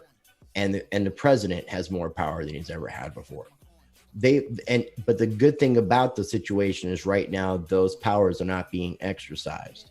Mm-hmm. But if you really look at the laws and you look at everything I'm saying based off of what took place after 9/11 and what took place with the CARES Act, which was also introduced last year prior to a pandemic, which is another subject that we've been looking into. Look at that chart, people. We're leading the way. America. Look at that. Hold on. You're not even saying it right. It's America. America. Fuck yeah. Coming again to say today, yeah. About time we're in the first place on something here. America. Other than incarcerations, of course. Shout out to Team America. Incarcerations and virus. Man, it's crazy. So I don't know, man. We'll see what happens. You know, Did we get an award for this though? It's so complicated. Did we get like some kind of like world trophy? We need one, bro. But yeah, man. Script. Anything else, bro? You wanted to call in and talk about tonight, man? Oh, he's okay, muted. My bad. Yeah, I got if you mute yourself, we automatically get like power muted. Yeah. There you go, Script. It's all you, bro. All right, so let me get this off here. Oh man, what happened? We can hear you. You're just like scrolling your screen now. You too. Oh, Coinbase is throwing a bunch of crazy stuff at me. What are they saying to you? You can't say alert. It's just saying alert. Wow. It's probably notifications you have because the market's going crazy. Like, 'cause I got a price alert that Ethereum is down 8.5% in the last 1 hour. Exactly. Yeah. So turn your notifications off. Like make your life that much better. I thought I did. But anyway, so what's some of the topics that we haven't got into? Yeah, so we got one about, I don't know if you've been following KIK and that drama. They say that that may be over soon with the SEC. No, I haven't. Okay, so we can. Before we get into that, I just want to say my DigiByte coin's been pumping. Yeah. DigiByte's been doing very well. Finally, right? Yeah, man, it's been a long time coming, man. I made like $8,000. What do you think about DeFi? Are you paying attention to the DeFi movement? I think you really got to be following that movement to even understand it, because I mean, I got a grasp of all the. What does it mean to you? What when you hear DeFi? What is that? How would you define that without decentralized finance? Well, I know. Oh man, like seriously, that's it. Yeah, beauty. Decentralized finance. I mean, it's like taking all these different things from the traditional financial world and taking out that third party aspect and decentralizing it for the majority of people to be able to utilize. Well, I think decentralized finance is actually, well, yeah, no, you're right. I think what they're aiming for is all staking. I think it's going to be a staking ecosystem galore. And I think that's going to I think it's a smart move, because they're going to attract a lot of people that want to hold and just get free incentives or percentages back. And it's kind of like Tezos. I know they're separate from Ethereum and all that, but you know, I mean, they're trying to do something to attract people to cryptocurrency or blockchain technology, but you know, they got a lot of backing. They got a lot of. So let me just bring up this article, guys, from AMB Crypto that's talking about DeFi and the security woes that it's been going through, and it has been some issues as of late. The title of that article though is such an oxymoron. Why is that? Well, read the title. What, DeFi security woes, is centralization even an option? Right, because we've script defined DeFi, and this is like decentralized finance. The key word is decentralized. So I mean, but the how thing can is, centralization come into play? Then it would no longer be DeFi. Well, no. Well, to me, and this is what I always try to explain to people, it's not a black and white thing with decentralization and centralization. It's a scale, right? Yep. Right. You can have a centralized company with a decentralized decentralized finance solution. Right. Like but you can also bring some of the security, and this is what this article is talking about. bringing some of the security aspects of it, centralizing it to in the short run to benefit the ecosystem. Because if everything is so decentralized to the point where you keep getting hacks every week, then there's no point of having a DeFi, right? Right. Yeah. Which it sucks that you have those people trying to test those systems, you know. No, I think it's great. Well, I mean, it's good. It's good to keep those systems in check. Yeah. But it sucks that you have human beings that want to do that, is what I mean. So according to my man Monahan, who's I forgot who is he? He's the CEO of can't remember, but Monahan's the CEO of My Crypto. That's right, My Crypto. He says that decentralization represents a spectrum, and that's what I just said. According to him, in the short term, increased centralization may be beneficial for the ecosystem as it tries to combat the challenges pertaining to its security infrastructure. My man Tim Pound, I know you're a huge DeFi guy. Tell me, dude, I'm more than just a DeFi guy, bro. When it comes down to the idea of decentralized networks outside of the financial realm, just the idea of the security features that come built into the box of having distributed networks, handling data, it's just the next level of computing, in my opinion. I'm a big fan of IPFS, web mesh node systems that can secure data in a way that's unparalleled before. I'm a big fan of it. But DeFi in itself, I don't think there's like severe hacks that are happening besides what 0x, of course, disclosed. But I think more so people abusing the systems with flash loans. Like there are people that are, these flash loans to get millions of dollars for a single transaction for arbitrage, man. It's ridiculous. Yep. I mean, you've got remember BZX was one. I don't know if you heard about D-Force. That was another one that got hacked up. And then LendF.me, which is I would never go to LendF.me.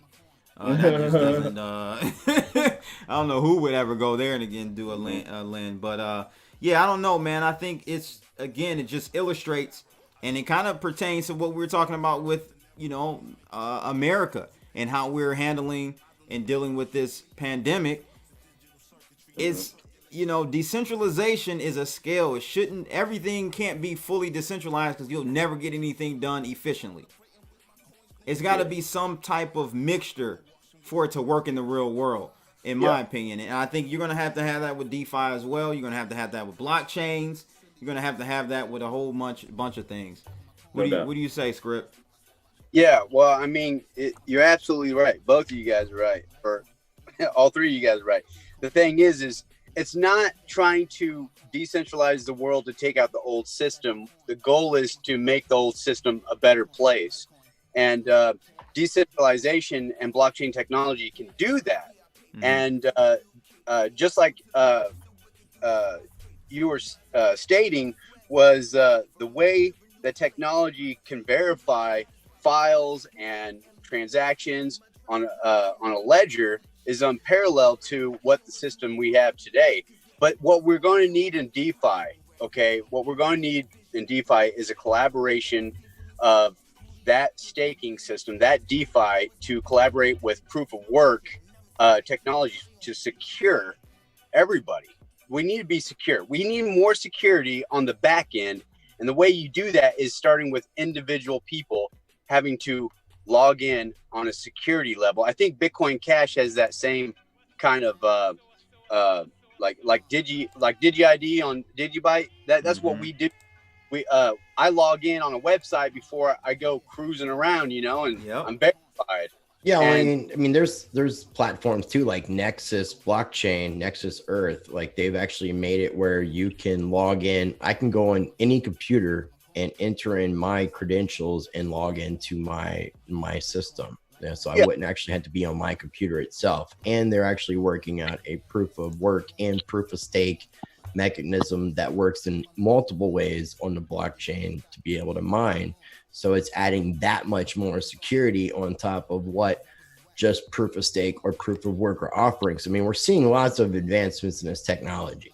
Yeah, we totally need that security on the back end, on the front end, and just let the protocols work in tangent together, and that way it can actually work. I mean, that's the only way you're going to get everybody involved is when you tell them and tout the security is unparalleled to what world you live in today. It'll improve DeFi, but until that happens, right now they're building. Mm-hmm. They're building pretty well too. For sure. People like to bash, emerging platforms, these emerging DApp lending platforms and whatnot.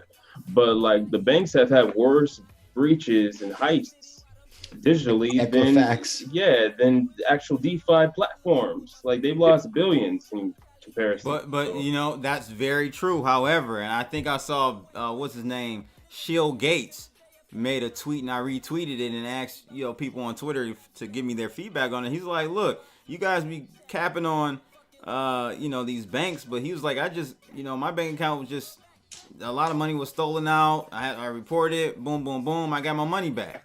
So the counterparty risk is more risk in the crypto game on right. Well, when they say be your own banker, I mean, like that's exactly what it means. And some people just don't actually take in all those words and put them together and actually, I got to be responsible for myself. Exactly.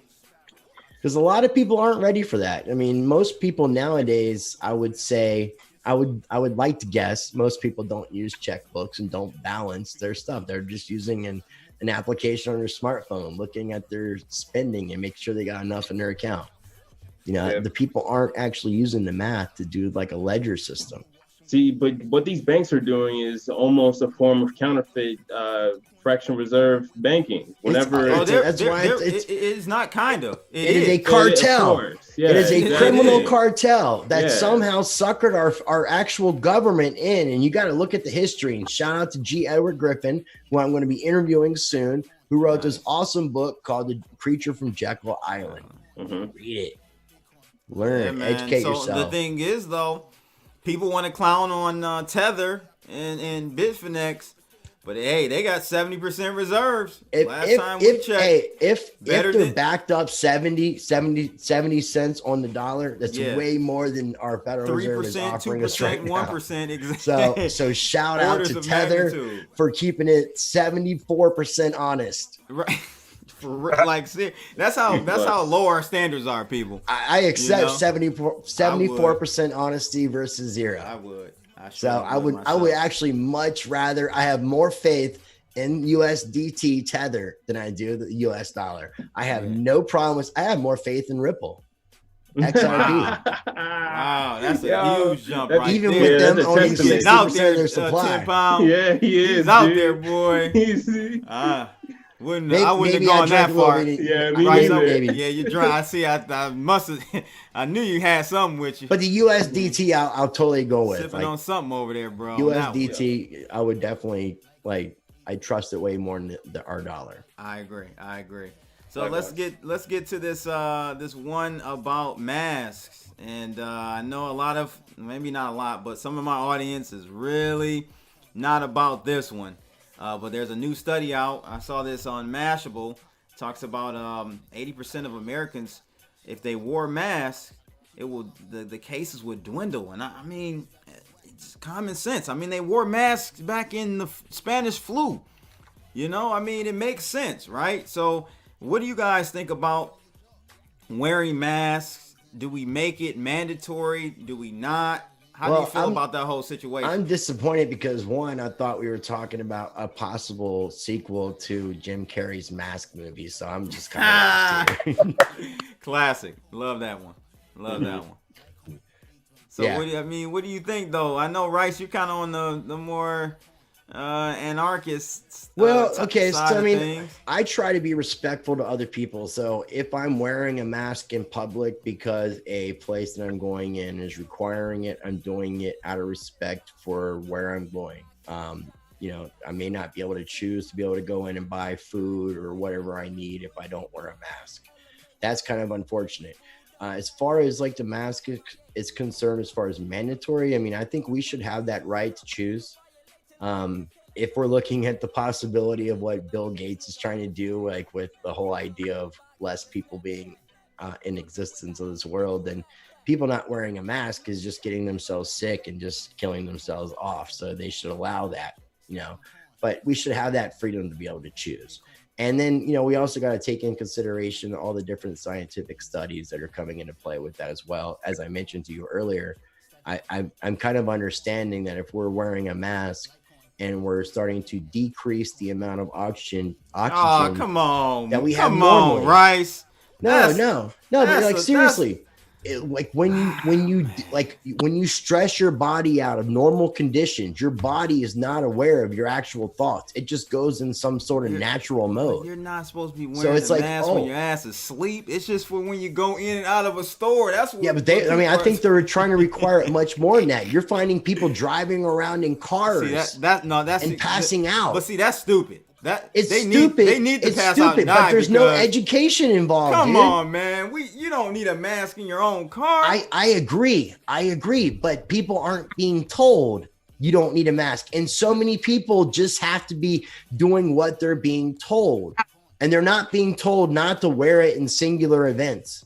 Like when you're by yourself, you don't need to wear a mask. There's no point. So there's no reason to be driving around your car by yourself with a mask, putting yourself at risk, passing out, possibly hurting other people. But it's funny because education coming out. I've heard about that story, but that's one story.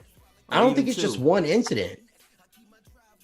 Yeah, I don't know. So what do you guys think? I mean, like I said, I just want to go back to this one right here, people. I don't agree with the fact that we should have to wear it, but I think we need to be properly educated about how to do things.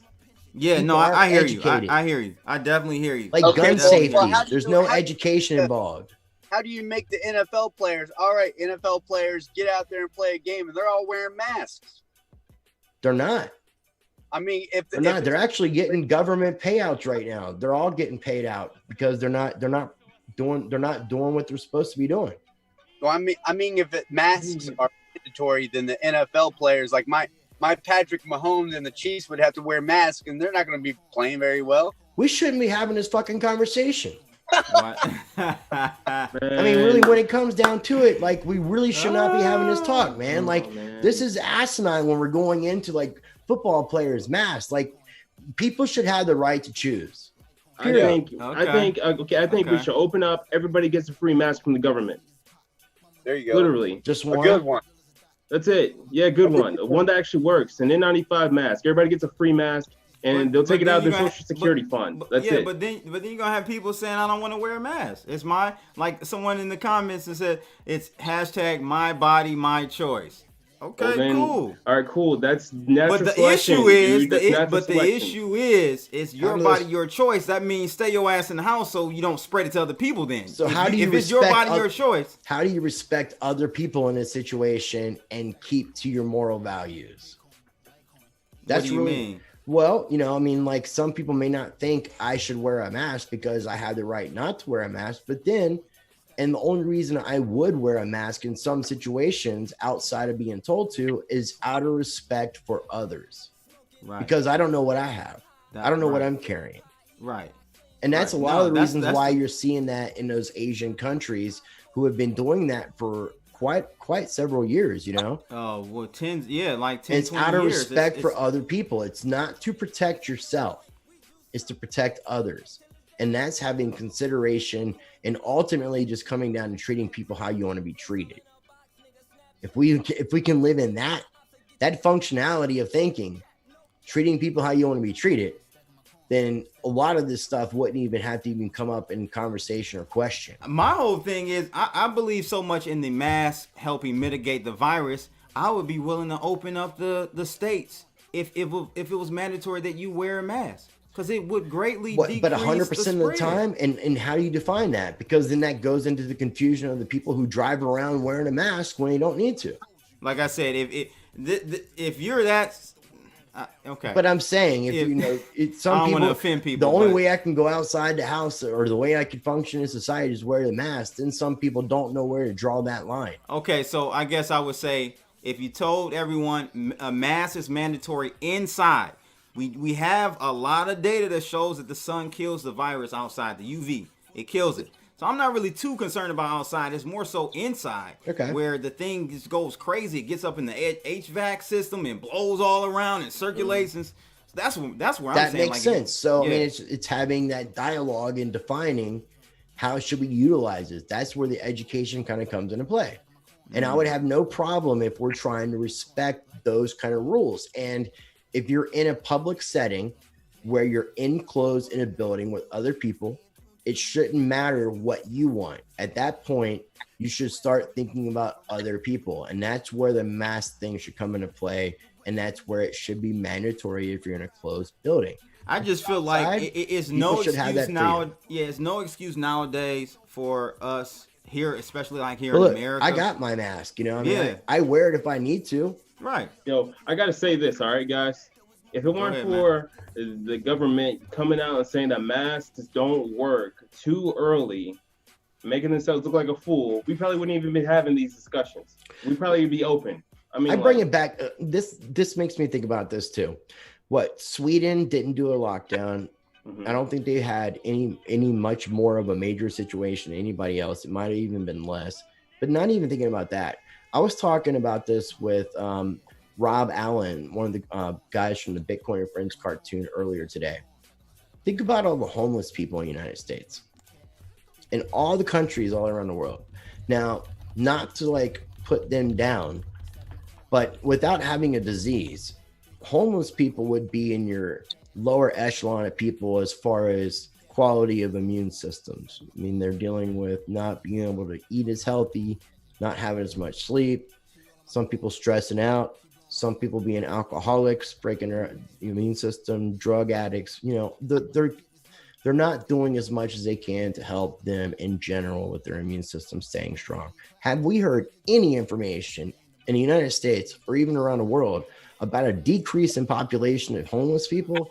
Because as far as I'm concerned, and talking to people who live in like Las Vegas, live in California, Los Angeles, where homelessness is an increasingly high problem. San Diego, I think, just put out or San Francisco just put out some kind of application about where you can find human excrement, because there's so much human excrement in the city that they put out little applications as to where to avoid those little situations. Have we seen a decrease in homelessness at all? I haven't heard.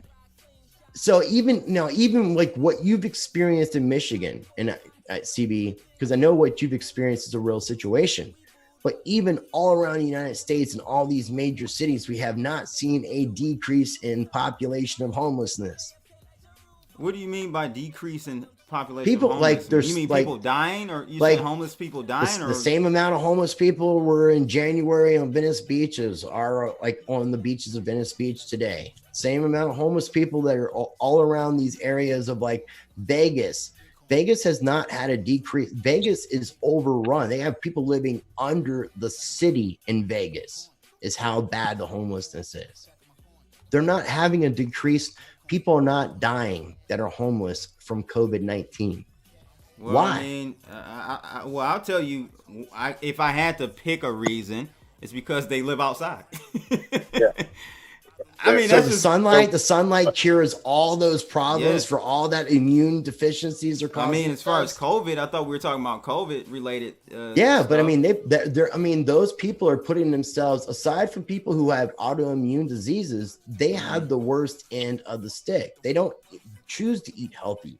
They don't get to sleep the hours they want and need. That's all I'm trying to bring up is that point that we're not seeing a decrease in the numbers of homelessness in all these major cities where it's a big problem. Yeah, so I have conflicting. So like this one from the Washington Post saying that hundreds of DC homeless have tested positive, but on the other hand, like you stated, I think in San Antonio, there hasn't no homeless person in San Antonio. It's a city, one city, but has tested positive for COVID so far. And Texas hasn't locked down either. They're resilient advocates, they say.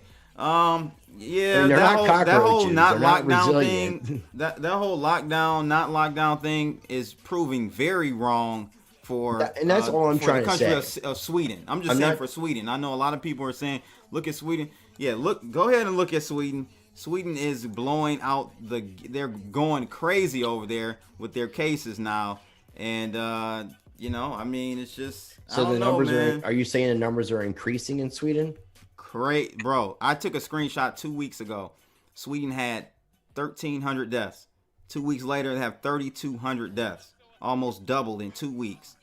confirmed I mean, cases. you definitely have a different perspective on this, considering where you lived and the experiences that you've had personally. But I mean, it's not my perspective. These are numbers. You look at Denmark, I know, who's around it, but it puts 500 more deaths. emphasis on you than it does for me, because it still seems like it's. I talk to you and I see all this stuff, but it still seems very mythological to me, man. Yeah. No, it's because Like, it's a it just virus. seems so right? strange because. Yeah, I understand, and I understand that people feel they're gonna feel it's a like I certain feel way like I until live on they're another impacted. planet. Yeah, I mean, you do. You're in a different area, right? So a virus is not going to pop up everywhere at the same time. It's going to spread, right? And it's I going to get propagate. So I understand why people feel like it doesn't exist and stuff. A little bit. And I'm not trying to downplay the fact. I'm just trying to like give that perspective of the difference of like where we live geographically, because I'm staying open-minded. I'm very much respecting social distancing. So it's not as if I'm just like trying to say this thing doesn't exist and I'm just trying to do whatever I want to do. But from my point of view, living here in North Carolina, I have not experienced what you're experiencing in Michigan. And I'm just like hearing all this stuff secondhand from people and not really experiencing it, which makes it harder for me to put that much more emphasis on it than how it would seem to you. If that makes sense. That makes sense. That absolutely makes sense. Because I mean, I don't know anybody personally here that's actually had it. I know you, and you've had it, and I know your wife's dealt with it. I know there's your family and other people like in your community, but beyond that, I have not met anybody in my local vicinity that has it. So it makes it seem. I totally understand that, man. It's very weird, man. And it's not hard. like, it's hard for people. I totally get it. I definitely do, man. I don't think 10 Pound. You had any family members anywhere that's been affected? Anywhere near you? Nothing I'm aware of. Nope. You live in the boondocks. Yeah, exactly. You know. Yeah. Aren't you in Nova? Yeah, I am in Nova. Okay. Yeah, but which still, is not man, a lot of breakouts either. I mean, I've not heard a lot. What about you, Script? Well, they said you don't have that to disclose where you live or anything, but just we're in your area. I live in the Midwest. I've always said I live in Kansas City. Okay. You live in Bitcoin bin territory. Yeah. But there's 500 confirmed cases in Missouri. That's being not a lot. Told right now. I don't know what the stats are on paper, but what we know is there's 500 cases, and that's hardly nothing. That's nothing. I heard through one of my roommates. See, I have a house for guys that want to get their life right, you know, and so it's like a little tiny knit family there. And one of the guys, his dad's came down, got really sick in St. Louis, and then he was telling everybody that he was going out to go see his dad and get some of the things out of his house to bring back to my house. And I told him, hey man, don't. And this is right like 3 days into lockdown. I said, you're going to have to stay out there, bro. I mean, you can't come back here and affect everybody else. And the thing is I talked him out of it, but his dad was super sick, and it turned out that he didn't have COVID-19. So the thing is it hasn't really affected me either. And I'm always optimistic. I just wait. I just look at this as, okay, it's a serious thing. Okay, I want to be cautious.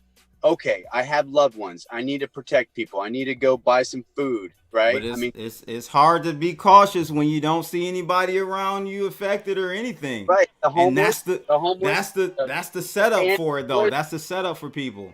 Yeah, but that's the worst part, man. Even when you're woke, you know, some people who are woke, like who aren't like experiencing it, like are almost starting to question, am I going in the right direction? Yep, I know someone like that too. Am I really like that crazy, like that people think I am? Am I that person? People start questioning themselves, like, yo, I'm a real cat, bro. So, you know, people who know me know I ain't playing no games. Dude, better safe than sorry. You know, like, you play your cards, you play them right. Yeah, I don't do no fear mongering to sell you an insider package to my Patreon to get the more details on it. I got. You really should have showed that. You should have showed the code. I should have, man. I should have made a so bag much more, off of that. I should have had a remote viewer and all that goofy stuff. I would have remote viewed for you. I would have debuted my remote viewing like abilities to you. I would have been. I would have been. Say, 10 I pounds. was just thinking, man, like you were making videos in advance where you were like stocking up on masks. You were like, yeah, man, I got this food supply. Man, I I mean, He ended up started getting- to. And I He ended started up to. getting- Then he's like, oh, I can't do it. No, you know what? It's funny because I came to this realization. I said, dang, man, I'm probably gonna get infected because I got 2 vectors. I pretty much stay at the house. You know, I got a studio at the home. You're like me. And so I'm not, I'll go in Just and leave out. when you need but to. I'm at the crib, bro. I'm like, but you know what? My wife works at the hospital. My daughter, those are 2 vectors. I gotta that come eliminate back. those motherfuckers from my life. I'll be safe. Right. But then when I figured that out, I said, you know what? I'm gonna probably get it. I'm gonna probably, not sure enough.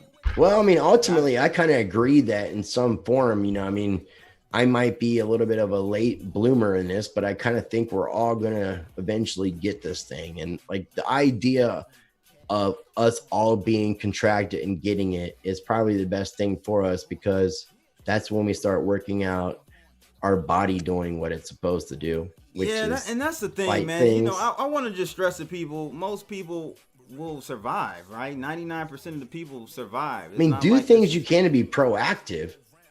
That's like what I want people to vitamins do. and Yeah. vitamins and immune boosters. Don't be taking, like, when you're taking things like chaga mushroom or different mycelium or mushroom extracts, you're not defeating your immune system. You're just enhancing and boosting it. Whereas if you take antibiotics and things like that, you're actually deterring your immune system and you're relying upon these different things to help you out. But when you're just boosting your immune system with like with mushrooms and then taking advantage of your vitamin C's, your vitamin D3s, and different things like elderberry, they're just going to do what they can to help you out. And that's what people need to be, is more proactive with their immune system and what they're putting in for vitamins, and also trying as much as possible to be careful about what they're eating. I mean, you look at crappy processed food is not good for your bodies, at all, period. So healthy foods are very important. No, yeah, I agree totally, man. I agree. Look at UK starting. Man, I bet you Boris Johnson didn't take this from meat. You can stay away from meat and eat beans, man. Like, you can go vegetarian and do this thing the right way if you're scared about like what's happening as far as our. A lot of people say this chaga stuff is good as well. Chaga, yeah, that's what I was saying. Chaga, like any type of mycelium. That's what I was trying to say when I said psilocybin. But mycelium, which is the real word for mushrooms. All of our antibiotics and stuff like that come from that type of system, a fungus. And so all these mushroom extracts help in a lot of different ways. Chaga mushroom is really good. Lion's mane, reishi. There's a lot of different types of mushrooms that are really good for building up your immune system. And for whatever reason, there is a lot of symbiosis between the fungus and the human body. Yeah, man. It's just, like I said, it's interesting to see this. This is kind of like a test to see how the masses deal with things. And it's been very interesting to see it all play out. Mike Pompeo said that this is that we're in basically a test. And there was another official, I think I mentioned this to you before, that in those White House briefings, we were talking about this setting a precedence for other viruses basically to come. So, I mean, I think they're putting out that information. When we talked about Fauci in 2017, he said we're going to have a surprise pandemic, a surprise outbreak of a virus. I mean, when you have a planned thing happen, it's not really a surprise unless it's a surprise to people that you're announcing this pandemic that you're starting to announce. So, I mean, this is Kanye the first West, of many to come. Dude, I know, right? Yo, Kanye West is actually in an interview with some people from the press.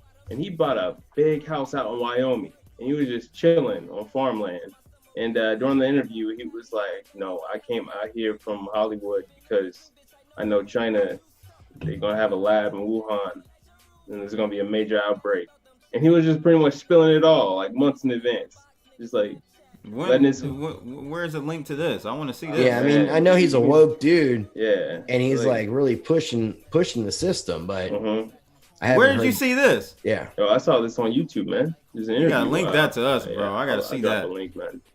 I gotta see. I mean, that. he's definitely said a lot of things, and I don't think he's trying to play that necessary game that some people are playing in that system. Nah, he's sincere in whatever. Which is the reason why they're making him out to be crazy. Yes. Well, he is crazy, but well, the he's thing saying is, things to make people think. Yay, and the dude got some psychological issues, but he's sincere and true to himself. So when he says stuff, I respect it. Yeah. You know what I'm saying? Like I respect it when I hear something from Kanye West. I respect it. I respect it when he, supported Trump and went and sat down with him. And I mean, for a black man to do that. Album? No, I ain't know. You don't support that? No, I ain't doing that. All right. So he found our line. Jesus don't walk no more. Jesus don't walk no more. I ain't doing no gospels. No gospel from Kanye. It went number one, I respect though. Him, though, bro. I mean, all the charts were playing into it. Everybody was eating up. Bro. Let me put this in the chat room. My man, Ting Pound just sent us a video clip that was supposedly recorded on October 24th, 2019. Oh, he was on point. He was ready with that. Yeah, 6 man. months. Okay, I like you, fact checker. All right, we're going to check this out. I'll definitely check this out, man. Appreciate that one. Hey, man, I mean, you got the book that was written in 1984 about the Wuhan virus. Yep. So something's one? weird. It was like The Eyes of Midnight. Yeah, The Eyes of Darkness. But apparently there was another one that I heard. That was, who was the author of that book? Clancy? Coons. Coons. Like that. Yeah. Dean Koontz. Yeah. Dean Koontz. Yeah. Yeah, we talked about that, I think, the last time I was on your show. But there was another book, apparently, too, that was in a romance genre. I can't remember the author, but also had some information on that. So it's really weird, man. Like, some people put us like in this Matrix type world. I think so, man. But or it's a way of you put information out as a form of getting people to be comfortable with it. And Dean Koontz is a popular author, so I mean, there's a large amount of population that you're desensitizing that subject with. I mean, when we talked about aliens earlier, I mean, look how many movies are being put out. Even if you think about the situation with what we're dealing with now with the pandemic, look at how many movies came out in the past 8 to 10 years that like really in a way subconsciously put us to be more comfortable with what's going to happen, whether or not we realize it consciously. Like, psychology is a powerful thing, like we talked about, and there's a whole marketing scheme, and like you can go to school for psychological marketing and understand the effects of colors and words and how you present things, and that's where propaganda come into play. And we have been trained and conditioned, even those of us who think we're woke, we're still trained and conditioned. We're just partially woke. We're not really all the way out the system. If we were, we would be living in the woods, not taking advantage of this technology that's surveillancing us right now. Right. Hey, so I just want to put this out there for everybody, just to think about it, dwell on it a little bit. Now that I am woke, and it took a while for me to do that, right? But putting the pieces together, I noticed some of the things that were going back 30 years ago, and with Vietnam. If you look at the Jim Morrison's life, I'm just going to use his life for an example. If you look at his life, he had a father. I believe he was a Navy. Me and 10 Pound are from Northern Virginia. I'm from Manassas, and he was in Northern Virginia. His father worked at the Pentagon, so that's what we're getting at. Pentagon. And he lived in Arlington, Virginia as a child. I'm a big fan of Jim Morrison. So okay, so you know that there was like some kind of ghost ship that they started Vietnam. They wanted to push Vietnam War, and they started a ghost ship, like a kind of like the fake ship, and they said they're crossing an American border, starting a war. And we went to Vietnam War, but Jim Morrison, it affected him so hard that he knew the truth and went off the deep end.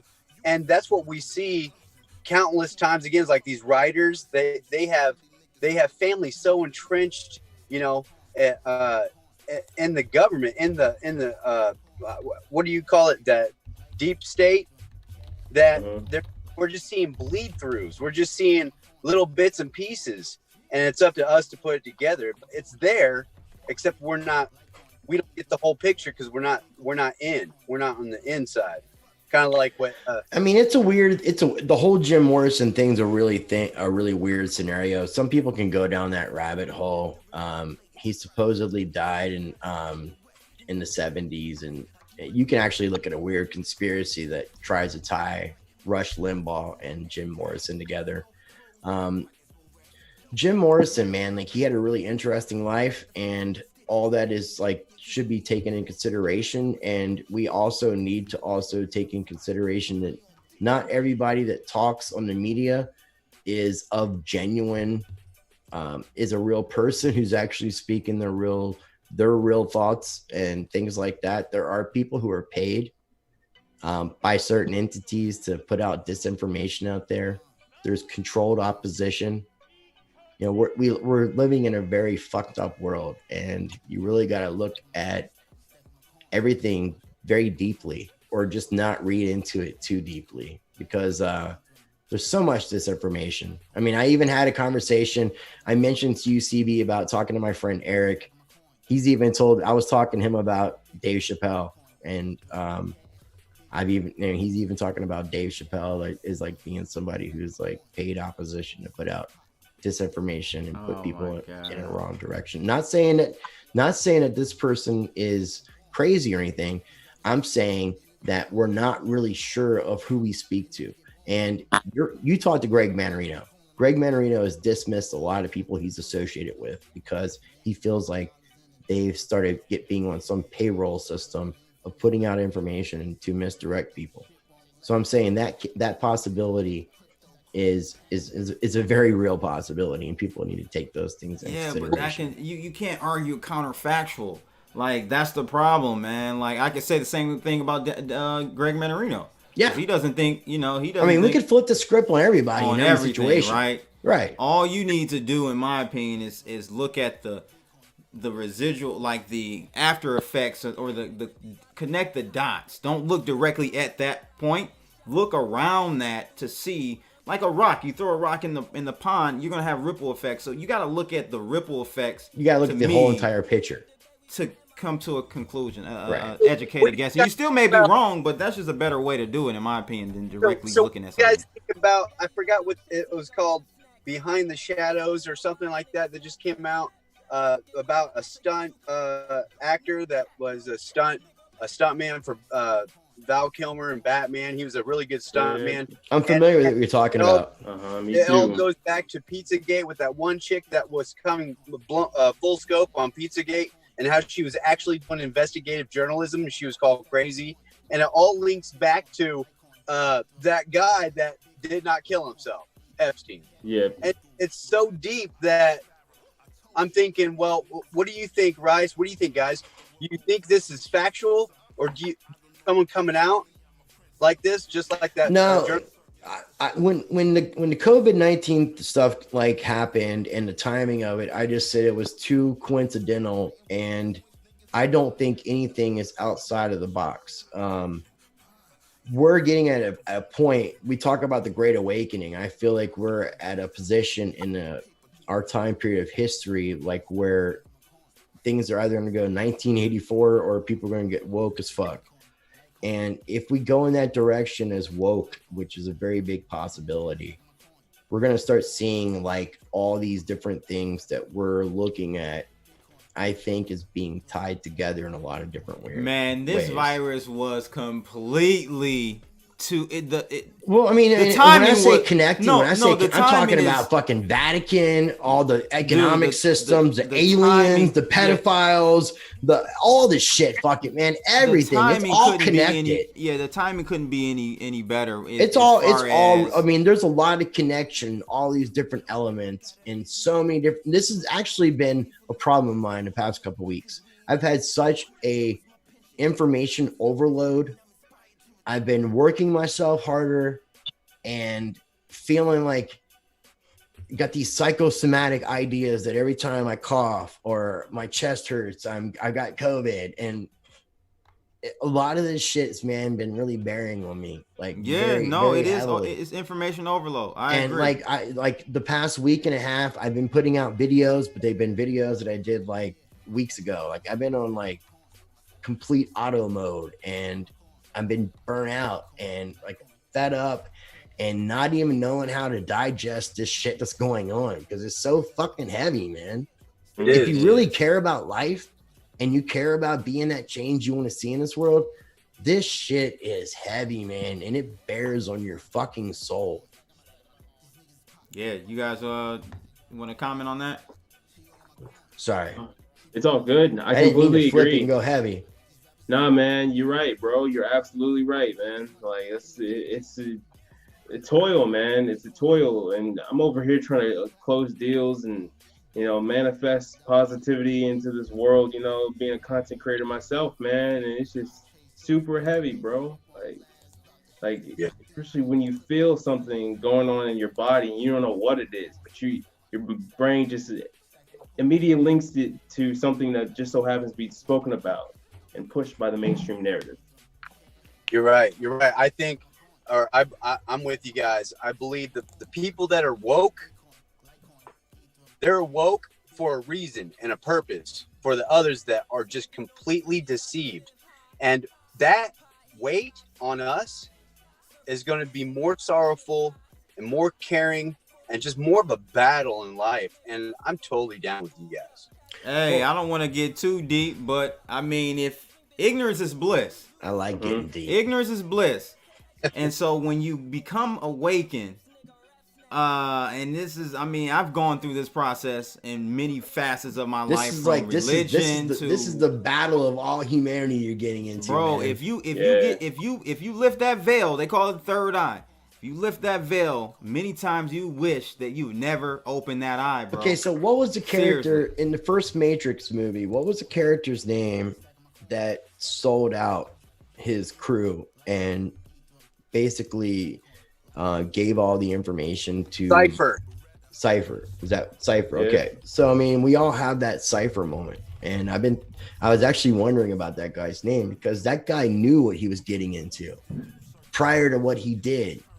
And he was willing to accept that ignorant life of being happy to avoid this shit. Now, that is a very pivotal thing, man. That's probably one of the most philosophical things in any movie in quite a long time because that character in particular, man, like that defines us as humanity. It's like who we are as a person. Like, are you going to be that person who's willing to accept the truth and still be ignorant? Or are you going to be that person who's going to step out and actually be that person to try to wake other people up of that truth? And if you are going to take that route, that second route, then realize that there comes a price to pay with doing this.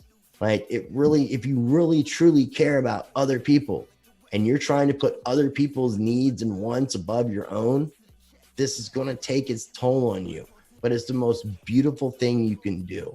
You've got to feel things. You can't ignore things. You've got to deal with things. And part of dealing with things is accepting the truth. Yeah, I hear you. I hear you, Reverend Rice. Can we get the offering plate? Bring the offering plate over here. I'll put my BTC address out. That'll be the offering plate. Put the BCC offering plate. Welcome to the Church of Satoshi. Hey, I gotta There you actually drop a link in the chat room for you guys. I'm gonna drop my Okay. BTC my link too, man. Dude. So here's the thing. It's in the Zoom chat. If you want, I can drop it inside. Oh, I see it. yeah, Okay, what's this right here? It has to do with the flash crash and the payrolls. You know I what think we're mean? talking Like, some mud flood. we're talking about, oh man, we're talking about massive unemployment right now that's going on in the Dude, States. beyond what we experienced in the Great Depression, because the difference with the Great Depression today is like, even though we had the Great Depression happening, like there was still an economy going on. There's still people trying to play their roles, and like still we're at a halt. We're being forced. That's the fucked up thing. Yep. We're, And like- if you don't want to stop, they're going to throw you in jail and take away your business. Yeah, Those well, are I mean, you draconian. could. I mean, okay, so depending on what kind of business you run, if you run a non-essential business, let's say you're a tattoo studio or whatever the situation might be, start selling masks. Yeah. Then make yourself essential. That's what I said, bro. I've Start selling so many darn vitamins. masks. Okay, vitamins are essential. Apparently, right now, guns are essential too. So, Bang. Start teaming up with your local pawn shop. Figure out. Hey, man, the thing is, only the strong survive. And these types of Think outside situations the to box me is if a you need to. Darwinism. It's a Darwin type of thing to me because I see Does so online much business stupidity. halt at all? Huh? Like increase your online business model. That's right. There's ways around the system. Find ways. Think outside the box. You can still operate your business in some form. I've noticed restaurants around my area that were closed that have now, because of like how everything's been implemented, are opening up to curbside service for to go. Better. Yeah. Well, it still allows them to operate. It still gets some of those people a paycheck because unfortunately, like with the way the system is going with PUA and PPA and PPP and all these different whatevers, some people who are working under the table in the system can't take advantage of this. Right. So they need to work. So Yeah, having that's true. people thinking outside the box to allow people to be able to bring income in is the way so only the strong will survive. And if you're some business aren't getting help by the government because you're some small business, there is some solution. Just think outside the box. People are just I feel you though. I see you over there, Dan Best. He said he's doing some speakeasy cuts right now in his salon he owns in Jersey. Hey, get it how you live, bro. I mean, but just make sure everybody is wearing a mask. I hope you're at least doing that much, man. I hope. Yeah, man. So, any last comments, fellas? That was a good session. We're going on 2 hours and 16 minutes. We always go in OT. Oh yeah, no problem with me. No, I mean, I just enjoy the dialogue, man. It's really good.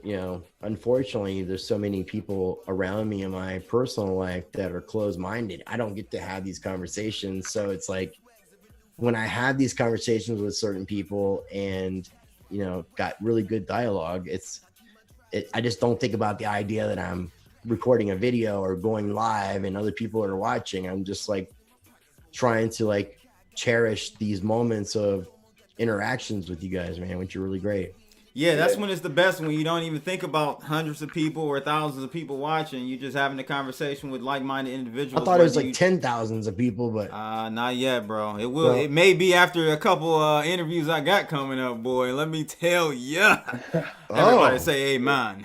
Amen. Right, so. you sound like the Reverend. Every time I keep thinking of like, didn't you do like church recently with your like Easter time or something? Did you do a service? Nah. Oh, I did it. Yes. I did a virtual session, ladies and gentlemen. Pastor Blood. I would love to have seen that. I haven't passed it around.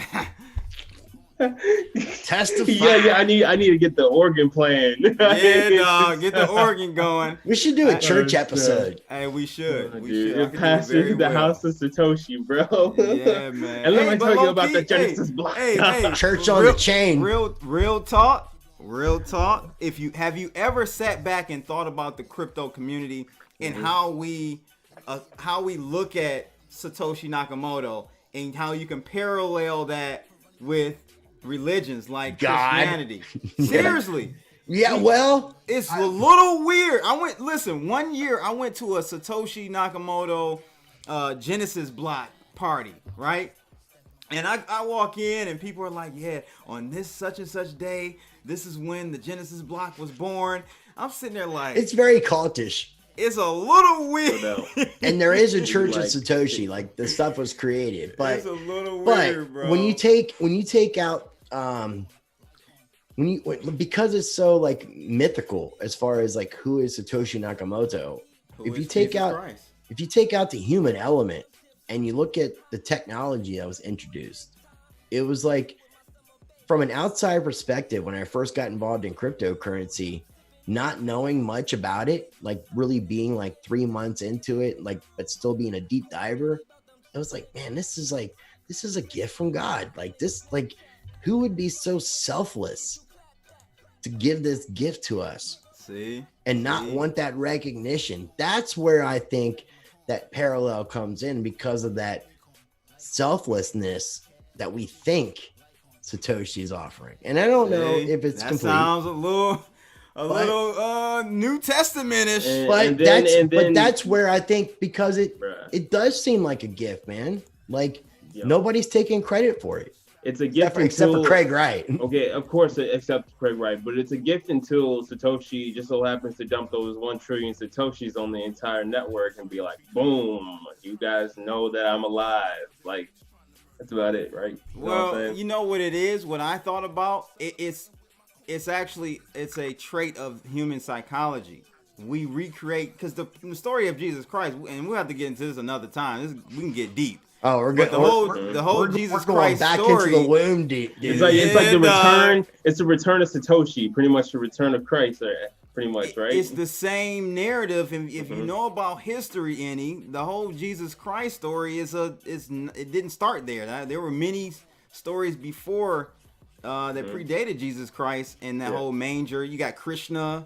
We're talking about the sun god. The sun god. That narrative. Yeah, Mithra is just like one of them. Mithra, exactly. That narrative seems to be a subconscious thing that society as humans or continue if you want to get into the philosophical Christian narrative, in this digital age with this Satoshi Nakamoto person. Satan Lucifer knows our history and just replicated all the different possible things that Jesus represented to discord us all. That's what I hear you. That's one angle. So I also, when it comes to spirituality, I try to stay open-minded and think very outside the box. I love Buddhism, and there's a lot of connection with Jesus and Buddhism. You can look into India. Predates some very interesting things. And I also try to study things like the Nag Hammadi text and things to that effect. So I try to think very outside the box. That's the Indian, right?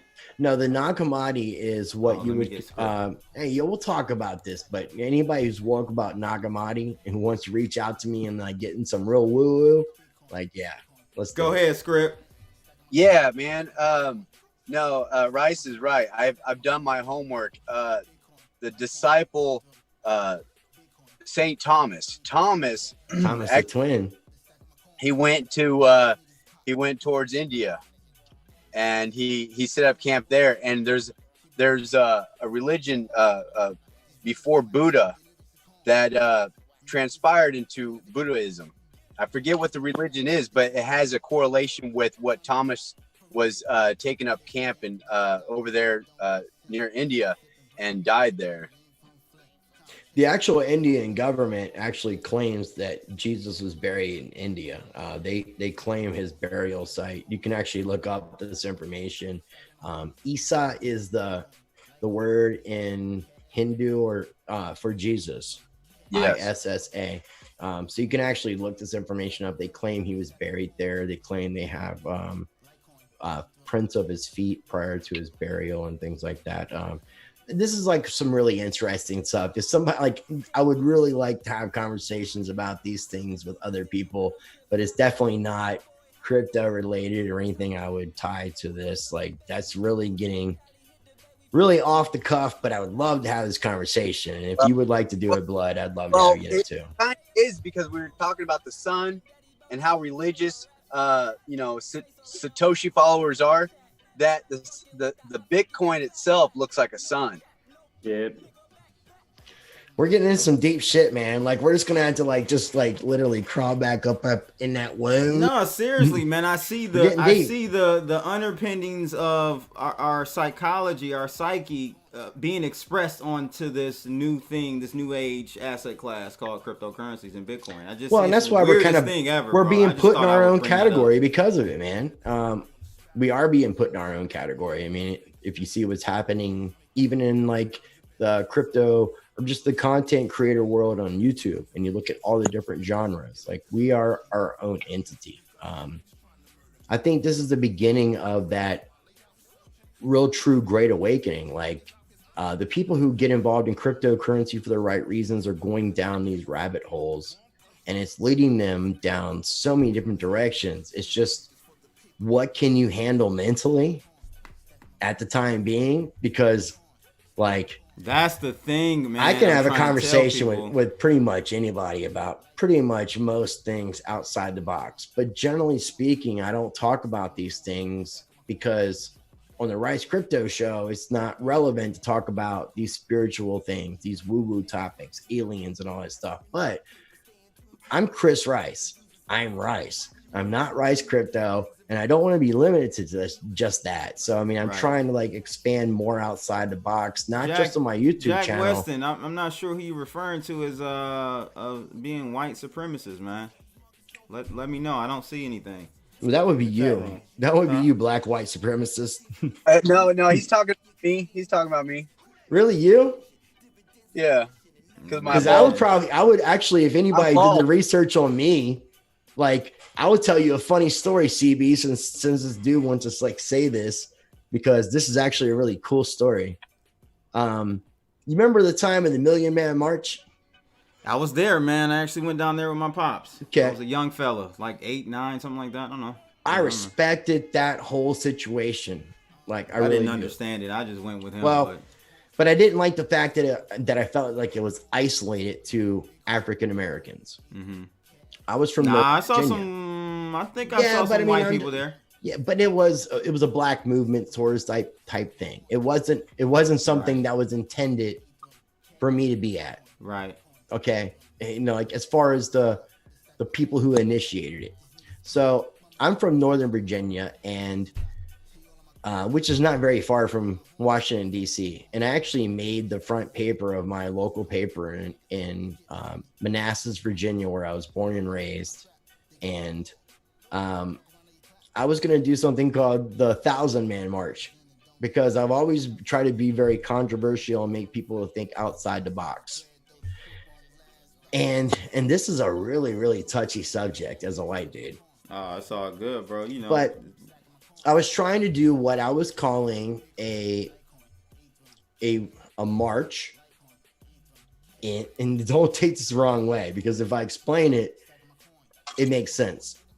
Having a parade or a celebration of white pride, okay, not to celebrate bad or good things, just in general, because from an outside perspective, looking at what we would call minorities, all these different people were able to celebrate their pride of their different nationalities and their different cultures, and it wasn't considered to be bad. But if you flip the script and you try to celebrate white culture, it was taboo. It's double standards, and that's right. It is absolutely. And Jack Willen, and I was trying to make a point listen, of like, Jack Willen, I know Weston. I know Chris, bro. I've talked to him off camera. I've met with him and had conversations with him, and at different. Is he saying me though? Yeah, I think so. I've had conversations, dude. This is one of the coolest white dudes I know. Yeah, no, I would no. Actually, I'm probably. I think I'm albino. Like honestly. Yeah, no. This guy is not. I'm from Washington D.C. I know about go-go music, and most African Americans don't even know who Chuck Brown is. Right. Yeah. So I'm albino. Listen, Jack. I'm just sorry, bro. But, I'm sorry, but. Well, I mean, for me to want to do a march in celebration of white pride, and allow other races to come into it and allow it for it to be a multicultural thing to break that paradigm of racism. That's all I was trying to do. So here's a question for the people in the audience. I want to know this, because there are just double standards. Hey, actually, right? I'd like to know who the fuck this dude is. No, he's calling. Yeah. He knows what school I went to. Listen, who in the comments? Hey, Crypto Bully, hit me up, man. No, it wasn't. I'm very public. It wasn't Crypto Bully. No. This dude's asking me. This dude in particular is asking me what high school I went to. Yes, I went to Stonewall Jackson High School. Yes, my name is Christopher Rice. I'm not defined by my past, but my past, even what I'm talking about, when I talk about the white pride thing, that wasn't a racial thing. CB, I'll send you this article, because my dad was worried about me getting death threats. Like during this time period, I had nobody threaten me. Nobody came up to me in any negative connotation trying to put me down, because nothing I was doing was trying to be racist. It's me trying to fucking push that envelope. So I'd like to know who the motherfucker. You could be from DC, but like reach out to me and communicate to me and quit being some pussy. Like Hey, tell me who. But it you wasn't are. Crypto Bully. It was my man. No, but Jack he's Weston. Crypto Bully is now in the discussion saying I'm from DC. He's telling me, did you go to Stonewall Jackson High School? Yes. I was supposed to graduate in 1993. I did not graduate. I got my GED later. Right. There we go. Man. Were Oh, you man, on- But I like to know who this person is. Like, don't like hide behind a name, Crypto Bully. So Jack Weston says you should be defined by your past. No, you should not. I don't think you should. No, you can because you can always learn from your mistakes. Yeah. Yo, those are the same people that hold Kevin Hart to, his bullshit. Crypto Bully, whoever, everybody else. Look into my videos. I've been doing my channel for a couple years. Look into practice change. Bro, but Crypto Bully, I'm trying to tell you, right? Crypto Bully isn't the one. It's Jack Weston that's getting on your head about stuff. Okay, but it's both. Because Crypto Bully's also saying they're from DC. The Crypto Bully's actually calling out what high school I went to. Right. So are you famous, man? Have you been on tabloids and stuff? I'm not aware. I've been on the Jerry Springer show. I've been in a band and I've toured with Vanilla Ice. I've played shows at Korn. I mean, I wouldn't call myself famous. Okay, so why is this guy saying this? That's why I'm asking this person to ask who they are, because I'm very transparent with I'm Christopher Wayne Rice. I went to Stonewall Jackson y'all High his School. government name. Yeah, man. He didn't get y'all his government name. Yo, bro, this is Well, getting out of dude, hand. Rice Crypto is Rice Crispy. I love it, bro. I love this. I'd like to know who this person Let me is, get man, because let me get my gunshot out. both these people, though, both of them, Jack Weston. I mean, this isn't somebody I know by name, and I know a lot of people. So Jack Weston and Crypto Bully, I'm ricecrypto@gmail.com. I'm on Facebook. I'm on YouTube. I'm on Twitter. Don't give the I'm phone every number out, bro. fucking Don't give the phone number out, please. Well, I mean, it's available, but I'm just saying. Reach out to me, talk to me what you like, or even put in the comments, man, and tell me how I'm racist. Listen, I don't see how someone can say he's got to be trolling, my man. Well, no, Jack. the crazy thing is, I would go into DC hip hop clubs, dude, and go and rap. Like I used to sing in a metal band. I used to do like rap metal, like the kind of Linkin Park, Limp Bizkit kind of thing. I would go freestyle, like that was my thing. That's why I talked to Hooli. Hooli like wanted me to be on his track because I got multiple people who want me to start doing music again. Dig this. If you were racist in the past, I personally wouldn't care.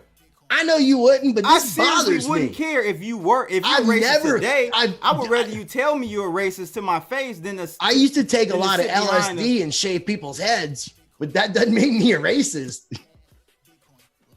Yeah, bro. This is crazy. Don't let cats get under your skin like my man Don Best said. Listen, to me, I don't care about what your past is. It's what you're doing today. It's a lot of people it's a lot of black people that used to be very racist. Hold on, Rice. It's a lot of black people that have been racist in the past towards white people. Not racist, but prejudiced. Black people can't be racist. But prejudice towards white people because of what they've seen growing up. Because of what they've seen white people do to their family members and kill their family members. And so you have people to this day that may be still racist, but it's all based on what your perception of reality is and what you grew up with. Like that's the thing. Like my family, one of my aunts on my mom's side of the family married a black guy, and I have black cousins, mixed cousins. Like I am not racist at all. Like, and so I mean, I'm not defensive about the fact that somebody's saying I'm racist. I'm more defensive about the fact that somebody knows me from my past and isn't really saying who they are, because like even back then, like I just wasn't one of those people to play by the rule book. Like I was smoking herb. Jack Weston says we have a double standard in this country for a reason. You can't do this crap. I don't know, man. I mean, but nobody will say like there are double standards, but I mean they shouldn't be there. Here's the difference. Like, okay, like we have certain individuals who are content creators who have actually OT now, people. Yeah, we're going who OT have actually used the N-word and have tried to backtrack themselves and not being so ignorant, and people have been compliant and complacent with that. Now, let's talk about that. We're talking about Bitcoin Ben. I don't know who you're talking. I don't know who you're talking about. Yeah, we know who we're talking about. Okay. I had Bitcoin Ben on about that. But if somebody's going to tell me my card is being played, it's okay. Like, we're going to go in OT, like overtime, okay? There's a reason why I'm doing my practice change walk, okay? Not that I'm saying I've done things I'm not proud of, okay? But I'd like to be a better person. And I've done some things that I'm not necessarily proud of, but being racist is definitely not one of them. Now, I can say I've made a lot of racist jokes, and I've made a lot of, like, one of my favorite jokes actually goes like this. There's a guy that walks into a bar, the bar he normally goes into, and he sits at the bar, and the bartender says, "Can I get you your usual?" He says, "No, I'm good. I'm just here chilling." So the guy just kind of goes about his thing. The bartender's like serving, comes back to the customer. He's like, "You sure I can't get you a drink?" And the guy's like, No, I'm not feeling too good, man." And the bartender's like, No, it's okay, man. You know, sometimes we feel bad. And he's trying to listen to his situation and goes about and helps another customer. And then again, the bartender comes back to this customer and asks him if he wants a drink, you know, ask him if he can give him something different. And because he thinks it's very unusual, the guy's not there drinking. The guy says, "No, I'm not feeling good, man. I blew chunks last night." And the guy's like, the bartender says to the guy, "Well, you know, it's unfortunate, you know, because we all go through these experiences when we drink, and sometimes people throw up and get sick." And the guy says, "No, you don't understand, man. Chunks is my dog." How is that? I get it. Oh, snap. I get it. Blue chunks. So that's the type of person I am, man. I just try to push people's buttons and push people's push the envelope, but I've never been considered a racist person. So, like, I've been homeless. I've went through some shit, man. That stuff went right over my head. Bro, he's talking about fellatio, dog. Right. If you're woke, I blew chunks. Chunks is my dog. You can't be a racist if you're woke. Period. Well, that's not but the point is, like, I've always tried to make people, I've tried to make people think outside the box all my entire life. So for someone to come out, hold on, but here's the thing. Here's a question for my black people out there, my melanated people out there. Is it okay? Because I know all my black people behind closed doors, we've said some real effed up stuff about white people. So do we get the pass? Is that right, Tim man? We all, like, on the real, man. We all, like, I've used the N-word out of context. Let me see what 10 Pound, what you got to say, bro? Yo, you really put me on the light right here, bro. All right, here's the thing, man. Look, there's two black dudes and two white dudes, so. Yeah, for sure. But I think that when it comes down to it, like, the double standard shouldn't exist. But they do, right? Yeah, exactly. It's because of the fact that, you know, the roots of our nation, how things sort of transpired with lineage, you know what I'm saying? But still, man, like, when it comes to prejudice, it goes both ways, man. It's not, you know what I'm saying? Like, it's a revolving door, bro. It's not just something like, you know, one party's, you know, guilty and there's no counterparty, you know, guilt to it. It's just like it goes both ways, man. And I completely agree with what you were saying. Right. Like, so it goes both ways. You know what? You got to hold on, Rice. It goes both ways. Mm-hmm. But the problem is, yes, black people can be prejudiced towards whites and others and other cultures as well. Yeah. And whites can be prejudiced towards blacks and other cultures as well. But we can't be racist against other cultures as black people because we don't have the economic means to. So that's where it becomes more complicated when a white person can be not only a bigot or prejudiced, but they can also be racist and economically keep certain classes in a certain overall, generally, you know what I'm saying, in a certain range, like, or whatnot. Exactly. So that's where it can get, you know, eugenicism. I get what you mean at that point. Yeah, especially financial eugenicism. So yeah, I completely get what you mean. But nonetheless, but we're all guilty of inherently, you know, stereotyping people. That happens on a regular. I honestly think it's natural to stereotype. Yeah. To be honest with you, it comes down to expectations. I want, like, one of these two people to call into your show, man. Oh man, right? This is really pissing me the fuck off. Come on, bro. Hey, I just want to say something, guys. Just kind of kind of bring things to an even keel. You know, if I think it exists for sure. I mean, racism, pride, just individual people, you know, they have to own up to their actions anyway, you know, whether it be behind closed doors with their friends or out in the open. I think you have to handle your morals and your values and your actions well, but there's a balance. But the thing is joking and actually being action packed about it is different. And if racism is real, which we know it is, then God's the most racist being in the universe because he chose the Jews. Because he created us all fucking different. To bring forth salvation, he chose the Jews. Fuck God, man. He's the problem. He's the problem. Oh, yeah, man. I mean, that should shut everything up because it's real. But that's a whole nother conversation, Script. That is, man. That's a whole nother. I'm just saying. We need to start a new channel. Dude, we're all guilty, then God's guilty too. Because he picked the Jews. That's the most realist statement I've heard in a long time. Yeah, I know, right? That's facts, bro. Like I mean, people don't like to talk about it, but we're all in some form or fashion stereotyping people and being prejudiced towards people in some form or fashion.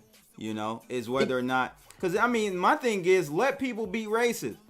Let people be racist. Well, we are. No, I'm saying to an extreme because what happens is you look at the KKK. They're economically. They're nothing, right? They've marginalized themselves to small areas of America because of that also nonsense. like growing up here in North Carolina. That stuff doesn't you won't get far with that type of logic. So no, and it actually backfires. Let yourself be that way. I don't think we should, let them be that way. We got a caller here. Let's get this caller on the line. Support Crypto Blood. We got which one is this tonight? Yo, it's Rob. What's up, from Pennsylvania. Yeah, Pennsylvania. Rob. I just started watching because I was busy, and I was calling. I caught the end, of course, but like the racism stuff. Like I think we all started with a blank sheet, and then we're all indoctrinated into racism, and we all some people go one way and some people go the other, but we all grow up indoctrinated, so we all have hang-ups on racism. Yeah, So and guess who starts that? Guess who starts painting that blank canvas out the womb? Oh, it's pretty well. Your parents? I think parents. For the most part, your parents or your grandparents. They set your standards. Your initial standards. Are going to set your standards, right? So as a black man, I'm out the womb. I'm going to be told about how unfair the system is and how white people get more. They get preferential treatment. And but as a poor white dude, I don't get white privilege. See, that's what I'm saying. You think all white people get all the benefits, and I'm here as like a class white person saying no. Like, I was homeless and was told by black people, like, why are you here? Yep. Damn. I mean, how fucked up is that? Like, you look at the kind of stuff going on. You got people showing up at Capitals on trucks with guns. Most of the people showing up at those Capitals are white folk. Imagine if black folk started showing up at Capitals. Rob, I said that, bro. Remember I said that? I was like, what if I brought my goons with me and we jumped out the back of a truck with AKs and ARs on our back? It would be, the cops wouldn't have turned their backs, basically. It was what they did to them. Look at that guy that got shot. That was jogging. Look at the guy in Georgia. Right. The guy in Georgia. Perfect example. Perfect example. So there's favoritism. What'd you say, Script? There's favoritism, apparently. I mean, there is something about it that's unruly, but I mean, like it takes individuals to change. I mean, it's not going to be a whole nation changing because we're a melting pot of all kinds of races, religions, and beliefs, and we can't see eye to eye. I'm surprised America has actually held together as well as it has. Low key, I am too. I'm not gonna lie to you, Script. I am too. It's on the parents, man. You know what I mean? Like you always hear this. Oh well, look at these kids and what they're doing. Well, who raised all these kids? You know what I mean? But then, this is the crazy thing because everything that we go through and have to assess in life is never white and black or black. Yeah, but none of us grew up in a segregated, like prejudice, like divided. Like all of us went to school with each other. Like we've experienced. No, that's not true, Rice. Who here hasn't? I mean, let's be real here. I know. I'm saying in this conversation right here. Oh, in this conversation, of course. We're right. I'm saying we all grew up in a system where we were all together.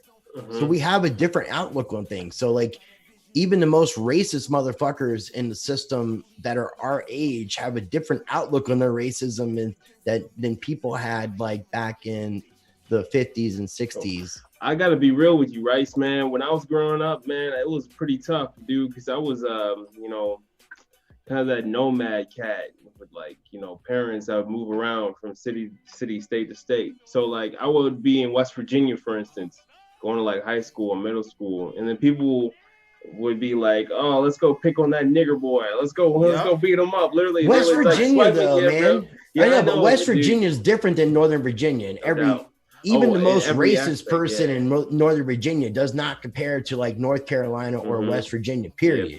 You're right, facts. But here's the thing, man. It's because of the fact that like we're such a marginalized people. Like I was like one black. But that should show you how fucked up we are. Yeah. Because Virginia, like we're the idea of because we're from the same area. Northern Virginia and parts of West Virginia are only a couple hours apart from each other. Yep. And we're talking about that much of a paradigm shift in humanity. That's what we're talking about. Like when I moved to North Carolina, I dealt with like being close to places. Like I heard stories about people that weren't white being dragged by trucks by KKK and stuff like that, like within an hour distance from where I live, where I never heard of that stuff from when I lived in Manassas. And then when I moved down here, I also had to deal with bike gangs and deal with that other side of prejudiceness and racistness, like with the whole Hells Angels, outlaws, and all that kind of thing, which is a completely different world than. That's crime. That's organized crime. But it's also racism too, though. I mean, just separating the crime aspect. There is a lot of racism in the bike gangs and stuff like that because Hells Angels don't allow black people to be in their gang. I knew a guy who was a Native American who looked like he could have been a black African American or something like that, but he was actually a Native American. That's the reason why he was in their initiation. He quit because he couldn't deal with like being called an N-word by the Hells Angels. And he was an initiative to join Hells Angels. So there is racism in those environments. And like something like that is very controlling here. And used to be like when I first moved down here, the Hells Angels were very controlling in this area. They had a lot of control with local judges, policemen, and stuff like that. Like all the old stories you would hear about mafia. Virginia is a racist ass state, boy. I tell you, I'm talking about North Carolina. I was riding through Virginia. And they pulled me over because my car was black. They couldn't even tell if I was black. They saw a black car and they pulled me over. Did you know Obama actually like made a town here in North Carolina stop putting up a sign that used to say that no certain people are allowed out after dark?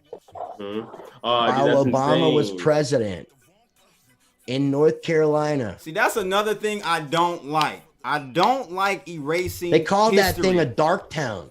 No, those are called dark towns because if you're a certain color, you don't want to be seen there after dark. That's what they call that stuff. I don't like erasing history. That's one thing we cannot do. We need to be reminded of our past. What was the city that they were trying to take the statue down of the guy? It was in Virginia. It was Wilmington? No, it was like Charleston, Virginia. It was Charleston. Yeah, it was Charleston. See, I don't agree with that, bro. You gotta let history be history, so we. No, it was Charlottesville. It was Charlottesville. Yeah, Charlottesville, Virginia. Yeah, that's where Dave Matthews is from. You gotta have reminders, right, Rob? You gotta have reminders of where we came from, bro. You eliminate all the bad stuff that white people did to black people. Yeah. That doesn't help anybody. Bro, I kid you not. It doesn't at all. Yo, but here's the thing, yo, they even got entire towns called Lynchburg where people would actually just like kick it, lynching people for entertainment. like straight up like murking niggas. That's freaking do it, bro. Hey, real quick, man. Real quick, I just want to say, based off everything we're talking about and all this, and like what I'm seeing in a little bit of the chat, I am not going to say that I have never had a moment in my life that I've not been racist or prejudiced. I'm sure towards a situation. Listen, but you ain't shocking me. I'm pretty sure. I know every white person I know. Listen, every white person I know. Any human being. You're right. Okay. Any human being I know, they've been racist. But either whatever somebody is like whatever, trying to make out, whatever they're making out is like, I would like for those people to reach out to me individually. I'll bring them on my show, whatever they want to call here. That's cool. Explain your situation because I'd like to know specifics about what people are talking about. But unfortunately, yes, all human beings. Jack Weston, won't you call in, bro? I would love for you to call in. So we can have a love for it, just to get some like transparency on the situation because I'm trying to be very transparent. But it's unfortunate. Yes, we are all going to initially be inclined to our own. That is basic human psychology. And we're going to question anything different, period. Okay. You know, we have so much difference in this world just amongst what we call human beings, just amongst all the different people all around the world. You look at all the geographical differences based off their location, color, the way their eyes are shaped, the way their colors, you know, all these different things that come into play. And for some reason, we allow this, once we become intelligent, to become dividing factors. And, you know, ultimately we need to like break those paradigms. But that's true. That's he's on the right topic because let me just bring it one more time. Here's a quote from Jesus Christ himself. He says, "He without sin cast the first stone." You know what? They dropped the rock. They dropped the stones. Mm-hmm. No, there you go, bro. Listen, you can't. I mean, I hear what Jack in the chat room is talking about, but he's acting like he's never. I don't know. It seems like Jack may be black. I don't know.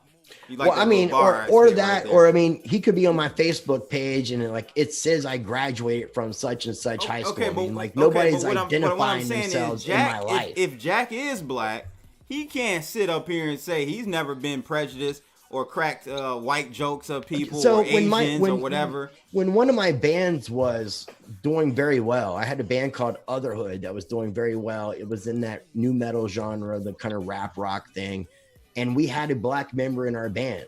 And that was when I was early 20s. So that was over 20 years ago. And I've got cousins that are black. So, I mean, like, come on, Donald Mohammed. I'm just trying to get some understanding as to like, oh man, Donald, bro. That's the only thing I'm getting a little frustrated with because I mean, I can admit like situations obviously haven't been perfect in my life, but I've not been some white power person. I've never been associated with. Even if you were, I got a funny story. I got a crazy story. But if I was, I would admit it. I'm so defensive because I got a story. Right. So I smoke cigars. We're up at the cigar lounge, and this guy walks in. People, white dude, right? When I tell you he's got more tats than Lil Wayne, this guy's whole face, arms, everything tatted, right? So he walks in. Fuck Donald Muhammad, just by the way. He looks judgmental around, son of a bitch. He looks around and we're looking and he kind of turns around. This guy got a swastika tattooed in the back of his head. Big. I mean, you can see it. And he in a room full of brothers, right? So we all looking at him like, is this nigga crazy? Does he not like, we're confused. He got a big swastika on his back. He's got horns tatted right here. And everything else tatted. Look, fake just looks like the devil himself, right? So I'm just kicking back watching like, I cannot believe this guy just walked in here, right? So then he goes over, he buys a cigar, he goes over and starts talking to my buddy who's a black guy. And they started talking. And he's just sitting there talking to him nicely. Seems like a nice guy. And we're like, what the hell? What is going on? Come to find out, he's had these tattoos for over 20, 30 years, right? He just got out the pen like 5 years ago. used to be a racist Nazi dude, and he transformed his life in prison, but he couldn't get rid of all his tattoos. And he's like, man, I sometimes forget that I had these tattoos on me, bro. I didn't reform. I'm not even on that stuff anymore. Blase splee, all this. And it was just crazy, because from then on, like, we started to open up to him. He would come by, smoke a cigar with us. We have nice conversations. We all laugh and stuff. And it's just crazy, because he literally, we would sit there and look at him. He had a swastika Nazi sign in big in the back of his head. It's crazy, but that just lets you know, like, seriously, people have passed. I don't know. I'm not saying that that's what's going on with Rice, but I'm just saying people have passed. That's why, like, I mean, somebody who has like a tattoo who went to prison that might be a swastika. I mean, they're not going to cover it up, because there's a story to tell with that. You know, there's a memory to remain. There's a lot of things that I've done that I would definitely like tell people that, you know, I'm very transparent. So if there was a period in time in my life where I was like some white supremacist or something like that, I would definitely admit it, you know, because in some way it would actually make my story stronger.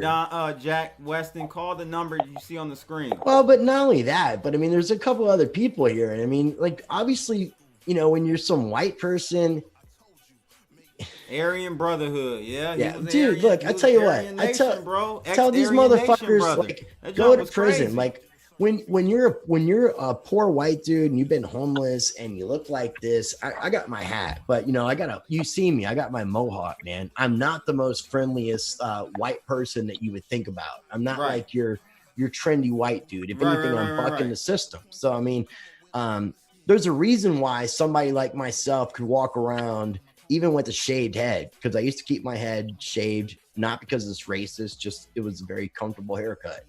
But I could walk around Southeast DC. I could walk around Baltimore, period. I wouldn't have a problem. Where people call the hoods in this area of Winston-Salem, Happy Hills, Winston-Salem is known as a little Trefo area. I walk in all the hoods, man, and I don't have any problems with any people, because if you're a genuinely good person, you can relate to people. So if somebody is out here wanting to call the pot, the kettle calling the pot black, you know, that's fine. You know, I definitely would like to know, because the reason this is like bothering me so much is because I'm so transparent. You're drunk, Rice. It's because I'm so fucking transparent, dude. You on that baby bottle. I'm just transparent. This is a baby bottle. I'm on like 2.5 beers. Yo, so Rob, man, what other input you want to put into the conversation tonight? This is a good conversation, man. We're going on 3 hours. It's all good with me. Way too long. I've enjoyed it. You know, the only people that really don't want to talk about their past are people that don't want to learn from the past. You know, we all have cowards or cowards. Yeah, it's a lot of cowards. It's a lot of cowardness in this world, in this country. Be a man. Talk about that. Being said, even if I was to say yes, I was the most racist KKK, only white people deserve to live, son of a bitch, and I'm putting myself on a cross saying, crucify me now so I can like just be okay to conversate with you later. You know, this is ridiculous, the way that people are putting so much emphasis on this entire racist situation. This is just crazy. Dude, you know, it's crazy that you said it like that, because you know somebody's crazy enough to clip that part and just like take you out of context. And I love it, dude. I bring it on. Oh, by the way, there, buddy, that link you sent us, 10 pound with Kanye. Yeah, I'm getting word from the chat room that stuff was doctored up, edited, chopped and screwed. It was nonsense, man. Yeah, that was some bull. I might even be like, this may not even be me. Like, I might be a hologram right now. So they're gonna take. Look, 10 pound. They're gonna take what Rice just said and chop and screw it. And it's gonna be like, I am a racist. I hate Nick Gerst. Watch, bro. You're gonna have a video online, like real soon. Video from now on, there's gonna be a black person in my video. Period. Or someone else. Always. There will never be just a white person in my videos. Dog. Man, fuck all you people, man. Like seriously, fuck all you waiting people. I'm waiting for Jack to call in, bro. Come on, man. I need to hear. I need to see. I mean, obviously Jack's like trolling my Facebook. Calling in 1 second. Yeah, he said he's calling 1 second. So Rob, what do you got to say, bro? Nah, I was calling in because I feel like I missed a lot of good stuff here. I was starting listening at the end, so I just wanted to call in and talk about the racism stuff. I talk a lot about that with my buddy, so we're always going back and forth on that stuff. I just think, man, I honestly, bro, I think a lot of white people are fearful of just speaking their mind too, in fear that they're gonna sound racist. It's like nothing I talk about is black or white. It's all about betterment of humanity. I know that, right? So I'm talking to Rob though. Like you get what I'm saying, bro? Like that's how I feel. Because black people are so sensitive. Like, dude, you say one wrong thing, we ready to just pop off and say, man, you racist. You know, this is how we be ready, bro. We are the most offended creature on the planet. We are the most offended people. And listen, there's a backstory to that. That's because we've been treated so wrong in this country for so many years. So I understand. Both sides. Why the white people don't want to be more. Let's just flip the script, man. Let's just fucking we all need to like be that change we need to see. Like we need to like make all the old stuff that existed in the past be irrelevant. We need to like change how everything needs to change. And we have that opportunity right now with this great awakening. I agree, man. No doubt. I agree, but I don't know if it's gonna happen with Trump in office. I think it's accelerating the divide.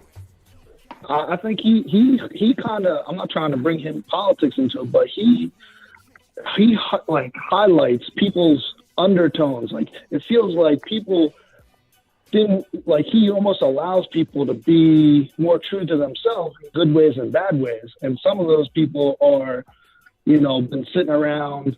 Not necessarily being racist in any kind of way, but all of a sudden they see a guy up there, whether you believe it's manipulated or not, they take it as he's more, he sides more with that kind of thing, and all of a sudden it empowers them to be that way.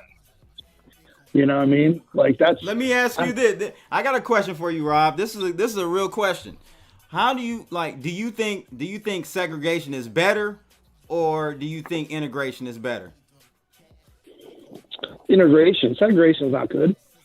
Okay. Because I got I live in Ephrata, which is in Lancaster, in Pennsylvania, and I go to Baltimore. I don't anymore. I was going to Baltimore a lot to do work and stuff, and I go right through Baltimore. It wasn't a big deal, but everybody I talk to, that never been to Baltimore, just listens to what they hear about Baltimore from other people. It's this terrible place. People are, they're all these horrible. There's violence and all these things. I go through Baltimore and walk through there like it was nothing, and nobody ever bothered me. Actually, I think people were more kind to me in Baltimore than they are in my hometown. And until people from here start going out and leaving their bubble. That's the problem. The people from Ephrata are in a bubble. They don't understand what's going on in other areas, and they can't. So they're I feel like people in where I live in a rural area have a lot less empathy for people that are in different areas. Until we get past not having the empathy and starting to understand there's other situations going on. I mean, some of these places in Baltimore look like a third world country. How they do. I don't so until we understand things going on in other parts of the country and start feeling the perfect example is my kids get a laptop. They bring home a laptop, right? In Baltimore, they don't even have heat during the winter in the school system. So how is that even? Come on now. Until people, unfortunately, in areas like this, start calling this kind of stuff out, these kind of problems continue until we start, stop with the divisionary talks and divisionary discussions and all this stuff. It's got to be too hard to come together. Yo, Rob. Rob. I hate to interrupt you, man, but you said you're from Pennsylvania, right? Yep, Lancaster. Okay, yeah. So have you ever been to Philly, like the Sure, Kensington yeah. area? Yeah, man. Like you know how it is out there, man. They got the crazy poverty, tons of gang violence out there. You It's know like what I'm saying? DC. It's like DC, Yeah. but on steroids a little bit. Yeah, exactly. You feel Baltimore, same same Yeah, I thing. mean, you know. So how is, I mean, the education there is, you know, like I said, my daughter gets a laptop to bring home. How's that money not filtering into those areas? And if it is filtering into those areas, till we find out why it's not or where it's going, you know what I mean? Like, come on now. We got to have real conversations about what's going on before. If we don't start having real conversations about what's going on and start agreeing on those things, it doesn't matter what anybody says. Yeah. No, we gotta have those real conversations like men. That's And that's like I said, speaking it's of having real cowardice. good conversations, I guess Jack Weston called in. Yeah. Let's get Jack on. Rob, All right, thanks man. for calling in, bro. Talk to you soon. Be All right, safe out thanks, there. man. All right. Yeah. All right. It's your boy Crypto Blood. Jack, what's going on, man? Let's talk. What's going up, Crypto Blood? I'm just here to talk about Chris Rice here.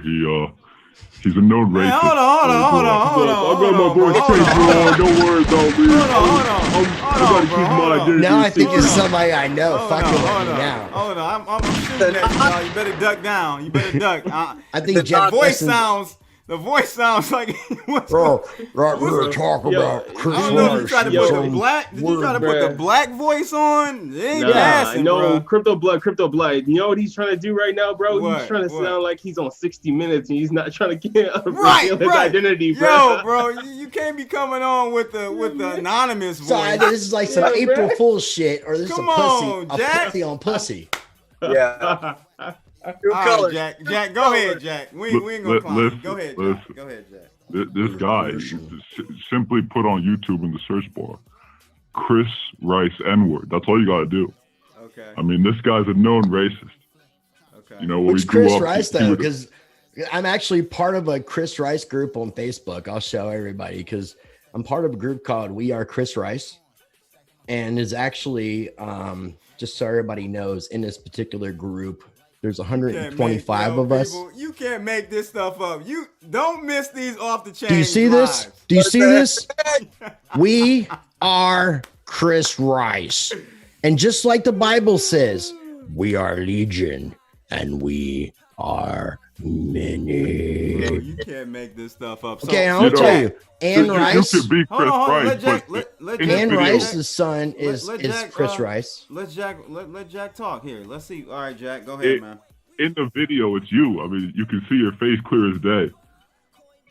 Yeah. You know, you can have a "We Are Chris Rice." I don't know what other kind of clans you're in. So but, there's me saying the N word on some video. Yeah, I can yeah, Google it's worse myself. I'm going to Google it while we're talking. It's worse than Bitcoin Bet. I mean, this So I guy. say is Chris probably- Rice and what You else? said you dropping the N word like Ben. So I got to put the. Do I got to spell the N word out or just put N word in the Google search? N-word. Just put Chris N Rice word. N-word. I can Chris try and email Rice, the link to Crypto N-word. Blood. He can Okay, I'm doing it upload right to you. now. Yeah, I'm drop excited. Drop it, Jack. But First thing Crypto, that I don't comes up know, is I don't know why you're Wikipedia. having these white supremacists on your show, man, because I know you Bro. got good content. Like, I don't know what's Okay, going hold on. First of all, bro, but how am I first? How am I supposed to know someone's Nothing's a white coming supremacist? up though either. How am I supposed to know someone's a white supremacist? Because I mean, this guy's on the front page. I mean, shit. You look up Chris Rice. This is one of the first things that pop Are up. we talking about my 1,000-man march that I talked about straight earlier? up trolling, dude. I can't find anything on you. No, is that bro. what you're Come talking about, on, though, Jack. Jack? You got us, Jack. You straight up Crypto. Got us, trolling. bro. Yeah, because what are you talking Crypto, about, I man? gotta send this link straight to you, Crypto. Drop- because I'm drop telling the you, this link, guy- bro. Well, just drop it in, Drop the link. in the we chat grew so up- I we can see grew it up in too, the same man. town, grew up in the same town, man. The whole town knows this guy. He won't dare show his goddamn face because he knows what'll happen if he does. I admit I'm born in this town. My family Dang, still bro, lives you there. said you can't go back there. Yeah, I can't go back to Manassas, Virginia. Oh my God. You're so Hey, full of Jack, you shit, Jack. Jack, you sound white, bro. Yeah, you sound like a honky, like a motherfucker, like a crack, like more cracker white than me. And do look at me, I'm white as hell. I'm like, I'm not white power, but I'm just white flower. Dude, I can't So, understand Jack, man, why are he you- would troll like that. Like, White Jack, flower are you- troll. Jack, drop the link so we can see what you're talking about, bro. Yeah, because I mean, I've already talked about my 1,000-man march. What are you talking about? Crypto, I'm sending it to you right now. All right, bro. I'm sending it to you right now, crypto. Anything else for tonight? Do you want to talk crypto? Do we want to Anything put else while I lotions got you? inside of baskets or anything like that too? Yeah, I'm gonna be short in crypto. I'm gonna be short in crypto. Push the lotion in the basket. Yeah, I'm gonna be short on crypto. That was nice and short. No You pun are such intended. a troll. That I was wish you were a hilarious. gummy worm. Why I are you need to short? fuck- Why are you shorting crypto, bro? Because it's gonna crash the market. Because Rice cryptos are racist. So Jack, we got Jack as a whale out here, people. He's a whale. Jack, thank you so much, man. You've actually Thanks for made my calling night in, an bro. absolute pleasure. Drop the link so we can check it out. I'll email it to you. You can play it live on the stream. Hey, send me Why your you gotta email um. it? Just send it in the chat room, bro. Yeah, don't be so secretive, dude, he's man. We're all trolling, transparent bro. here. Stop feeding the troll. Apparently, Alright. I'm like, I'm like Crypto. East Coast Alright, Crypto, but you KKK can't- Grandmaster but here. In the future, you can't have people on like this. I'm telling Okay. you, I'm gonna send you this video, and you All gotta right, do this. CB, I'm changing my name to Grandmaster Rice Crypto. Okay, I'm sorry. right. All right, bro. Thanks for calling in, Jack. Take care.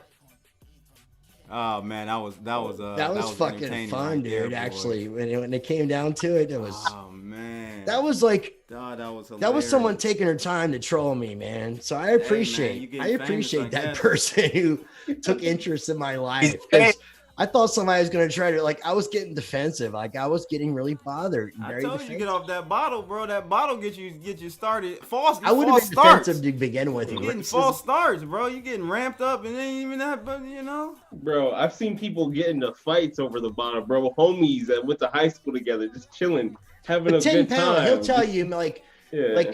Baltimore, like certain parts of Baltimore, and even like most of DC, like you don't want to just walk around there. So I mean, if you can walk around these environments and deal with just like and be able to cope, that says a lot about you, because it even says a lot about the people in those neighborhoods, because they're not safe neighborhoods to just be walking around, period. So shout out to my man Wendell LTCF out there on YouTube for the super chat. He said, any chance we could take a look at the BTC charts?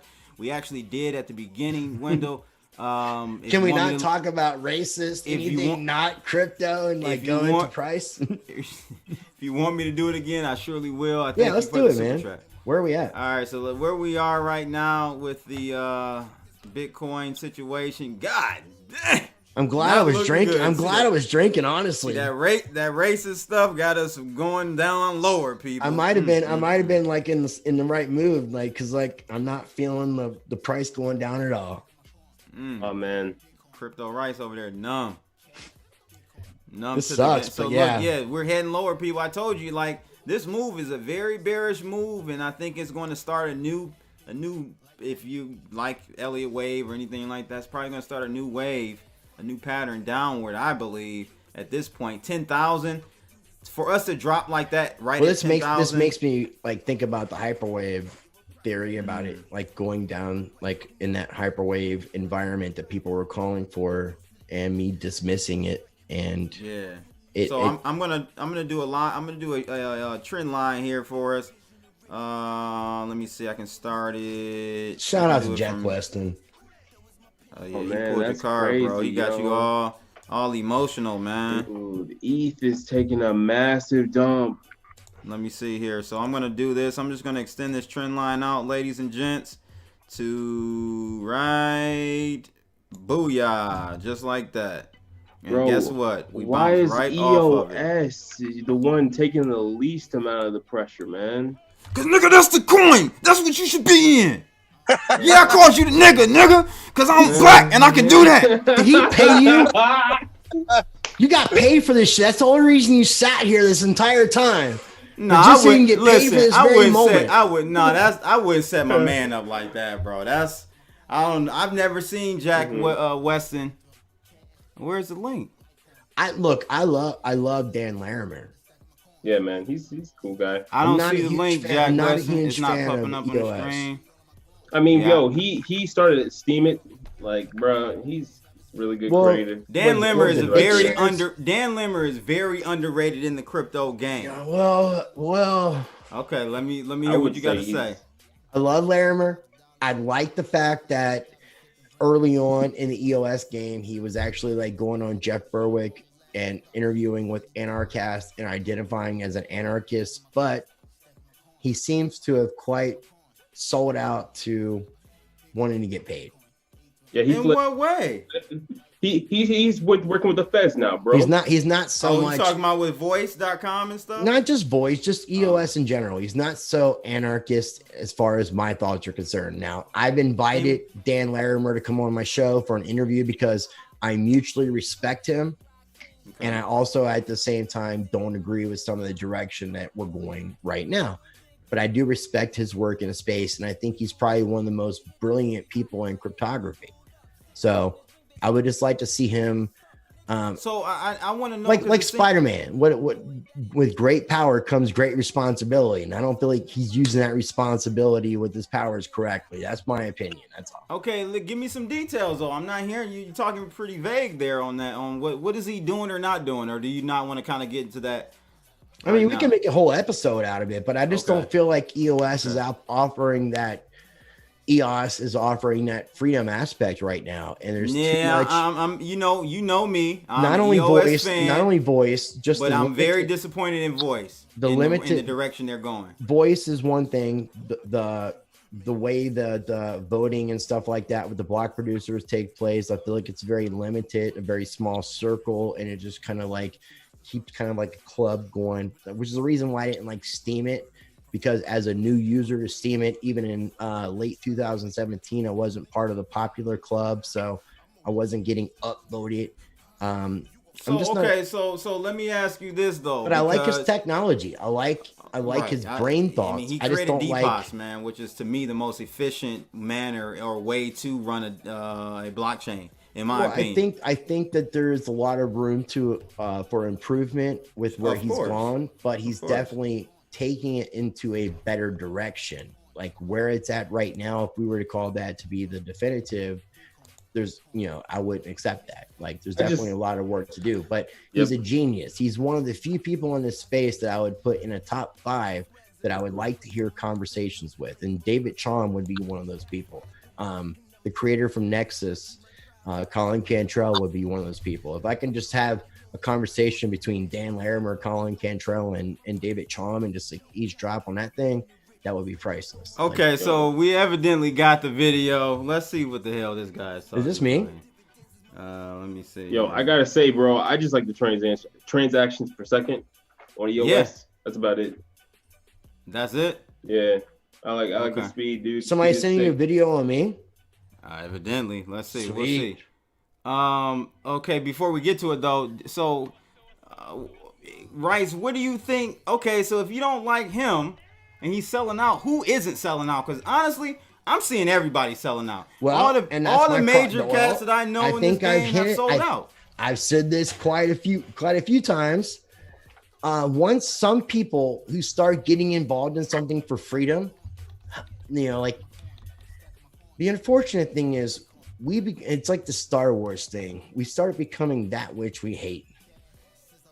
If you look at like Darth Vader as an example, he started out with this pure heart and he became that which he hated. And that seems to be the philosophy in Star Wars.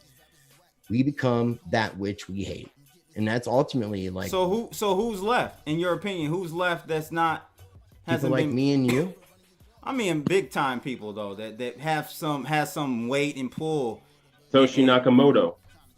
We don't know that. Even people like Andreas Antonopoulos, who I thought like had that purity, doesn't really have that purity either because he's an advisor to other companies. So he's not completely like, he's an advisor to one of the companies on the stock exchange. Is it CBO?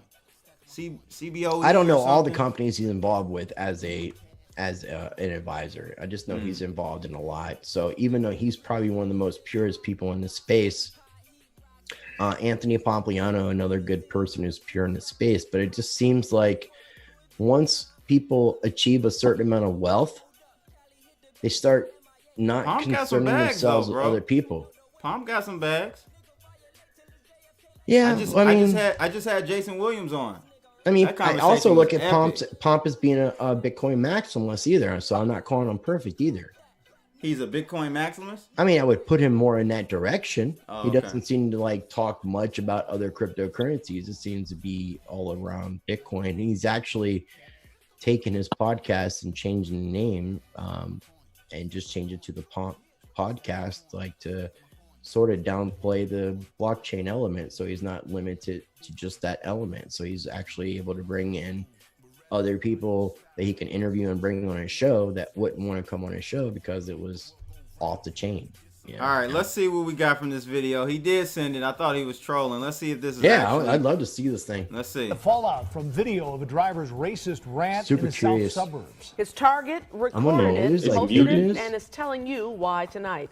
WGN's Patrick Elwood joining you Can we get live with sound? that story, Patrick. guys Racist can hear the rant sound? caught on camera. Micah and What? Joe, good evening. Someone- We're here in Maryville. Can we get sound on this The young thing? man Because you were like, about to if meet. I'm this Hold famous, on. You can't. You guys can't hear it. No, I can't hear this at all. I don't know about on man. like on the view of YouTube. I can turn my sound up on Hold YouTube, on, bro. Nah. but like in my ear, I can't hear it. Yeah, you should be able to hear it. I don't know why. I can't hear your gunshots though either. So maybe the audio is not coming through. Oh, right. You guys won't hear it. That's right. You Okay, got so let so- me let me drop this in the chat room so everybody can see this. Hold on real quick. In the meeting room. The audience will be able to hear it though. So let's play this and see what only on the crypto blood off the chain. Works. He says he's calling attention to what happened, these racial Listen. slurs, because he says not coming out, not going public. Well, that's not the right thing to do. Yeah, I want to hear this, man. And that was the second time. I the got it on driver both. of I the got white I got pickup my phone hooked said up to what the he video. said to Christian Haywood. I was stunned, you know. After the first time, he says he grabbed his phone and started recording. I immediately pressed record and then I just held my phone out the window. This happened in Homewood over what Christian says was a very minor traffic incident. After he recorded the exchange, he posted on Facebook, and within minutes, people were responding, saying they were familiar with the driver. Some of them even claiming to be his neighbors. I love this fucking troll. The power of social Nah, this media. troll gets Post epic. It gets even making its trolled way to gold This is like of the epic. years. He deserves an award, like putting like this much effort into trying a to. situation involving This is inappropriate great. behavior by a NetJets employee. You work for Take this matter NetJets? seriously and are immediately He needs looking look. into it. Unquote. Yo, I could use somebody to help me with editing and like WGN-TV producing went my looking for him to videos. give Like him that a would chance help to me talk out about what happened immensely. as Hit well. me up. No this answer guy's got at us his door wasting today. 2 minutes Christian and 58 says seconds he of our just lives. couldn't let That this was happen. awesome, dude. He's like he And wins a The he wins a troll 21-year-old went award. to Homewood And Flossmoor High School. I'm hooked. I'm where still You're there were hooked. teams You there you got on hooked. We got basic hooked. We're all disciplinary racist measures. motherfuckers. Black faces Saturday. Get that black face posting on, no photos Look at the black on face. social media. Shout Today, out to about Jack 1,000 students Watson. walked Hey, out in protest, to you, sir. calling attention to an ugly encounter and a greater notion You deserve we it. can do better Goofy, man. by You get the treating fucking each other dude. That's better, like super says awesome Christian. troll I know I award. can't do it by myself. You had me like Come on, it takes, Jack. a whole bunch of people to do it with me. Because but I of feel me, like if he got everybody you. stepped together, then Duh, I everybody got by a We troll. got no, we got dude. You get the award, fucking Jack Watson. guy. What would you say?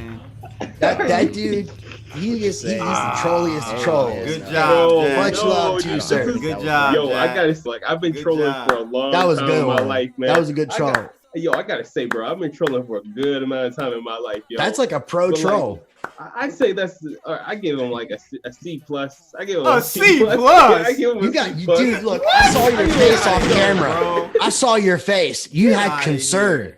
You started That wondering guy if I was gonna make it out of this thing That alive. guy completely got me, bro. I give You're him like, an A plus for oh that one. man, Rice is done. He is not going to be liked by anybody but white people who like crypto. Man, Yo, good the one, QAnons, Jack. Thank you, Jack. That was Thank you, good Jack. entertainment. I appreciate you. Good entertainment. But yeah, guys, I think that was a good conversation tonight. That was worth the whole build up. That was worth all of it because that shows the power of the internet. That shows why people should disconnect and focus on your life. Yeah, that was crazy, man. Well, look here, Rice Crypto. Appreciate you coming on. Where can people find you, man? Apparently people don't at want the to find me. KKK meeting, evidently. Yeah. The KKK meeting. That's any place that's white supremacist. That's or where Rice will white be. chain or white rice. Apparently, I'll just go with white rice. That's white coin. White coin. Yo, how White about rice. let's start a stable coin and call it cotton. Let's do that. Oh, picking cotton, boy. That's bro. You can't I'm get gonna any be like worse Justin than that, Sun. bro. Oh my god. I'm gonna be like Justin Sun. I'm just You gonna are clone the Maker horrible. DAO. I'm gonna clone Maker DAO. Bro. We're gonna do it. Bro, 10 pound, you are horrible. But Rice, again, thanks for coming on tonight. Yeah, thank you guys you, can man. find him at Rice Crypto on Twitter. Sorry for all the drama. Rice Crypto on YouTube.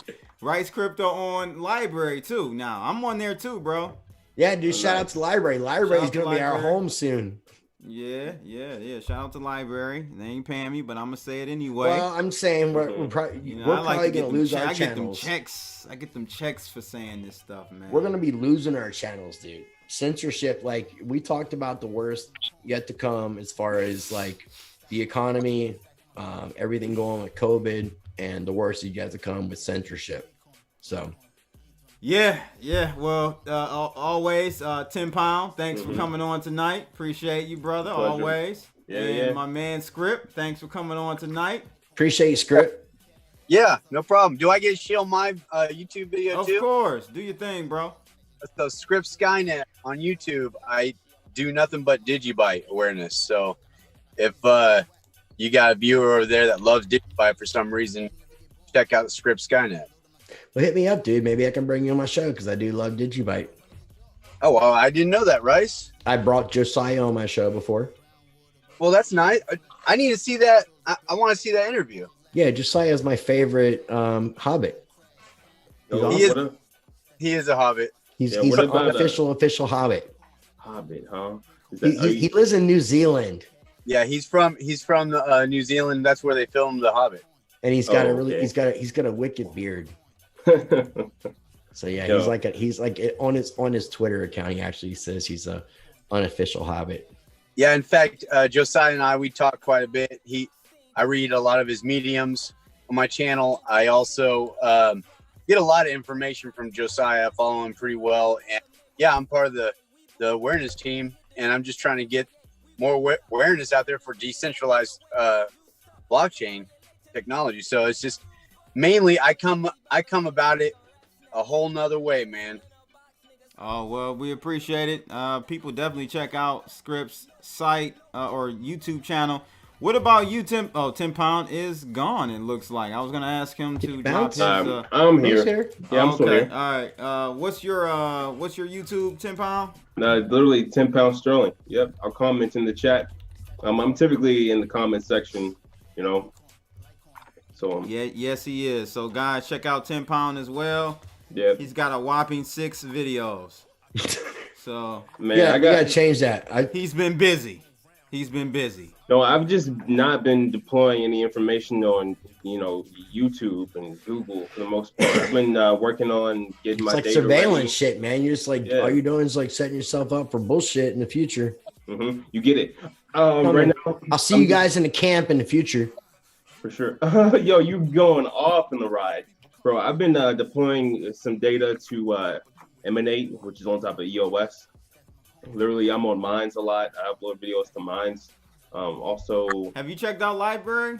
no, I have not. Nope. Okay. Check it out, man. I'm liking it. It auto syncs all my stuff over there, ports it over. Well, you can reverse it too. You can actually, because I'm part of the alpha program where you can post, because it takes about 24 hours for it to post from YouTube to Library. Right. But I'm doing the opposite approach where I post to Library and they call it auto magically to upload to my YouTube. But I have to actually connected up, but it gives me the opportunity to be able to promote both links at the same time, which also gives me the opportunity to use YouTube as a tool and also promote my library channel where I tell people to make sure they're checking me out on the library where I post exclusive content.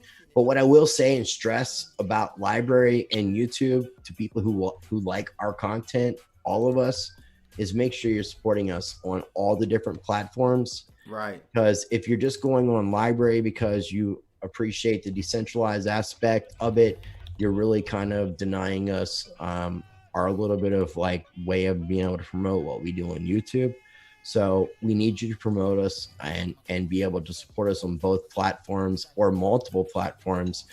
But for me, with library, it's the most decentralized platform that I've found in the content sharing aspect.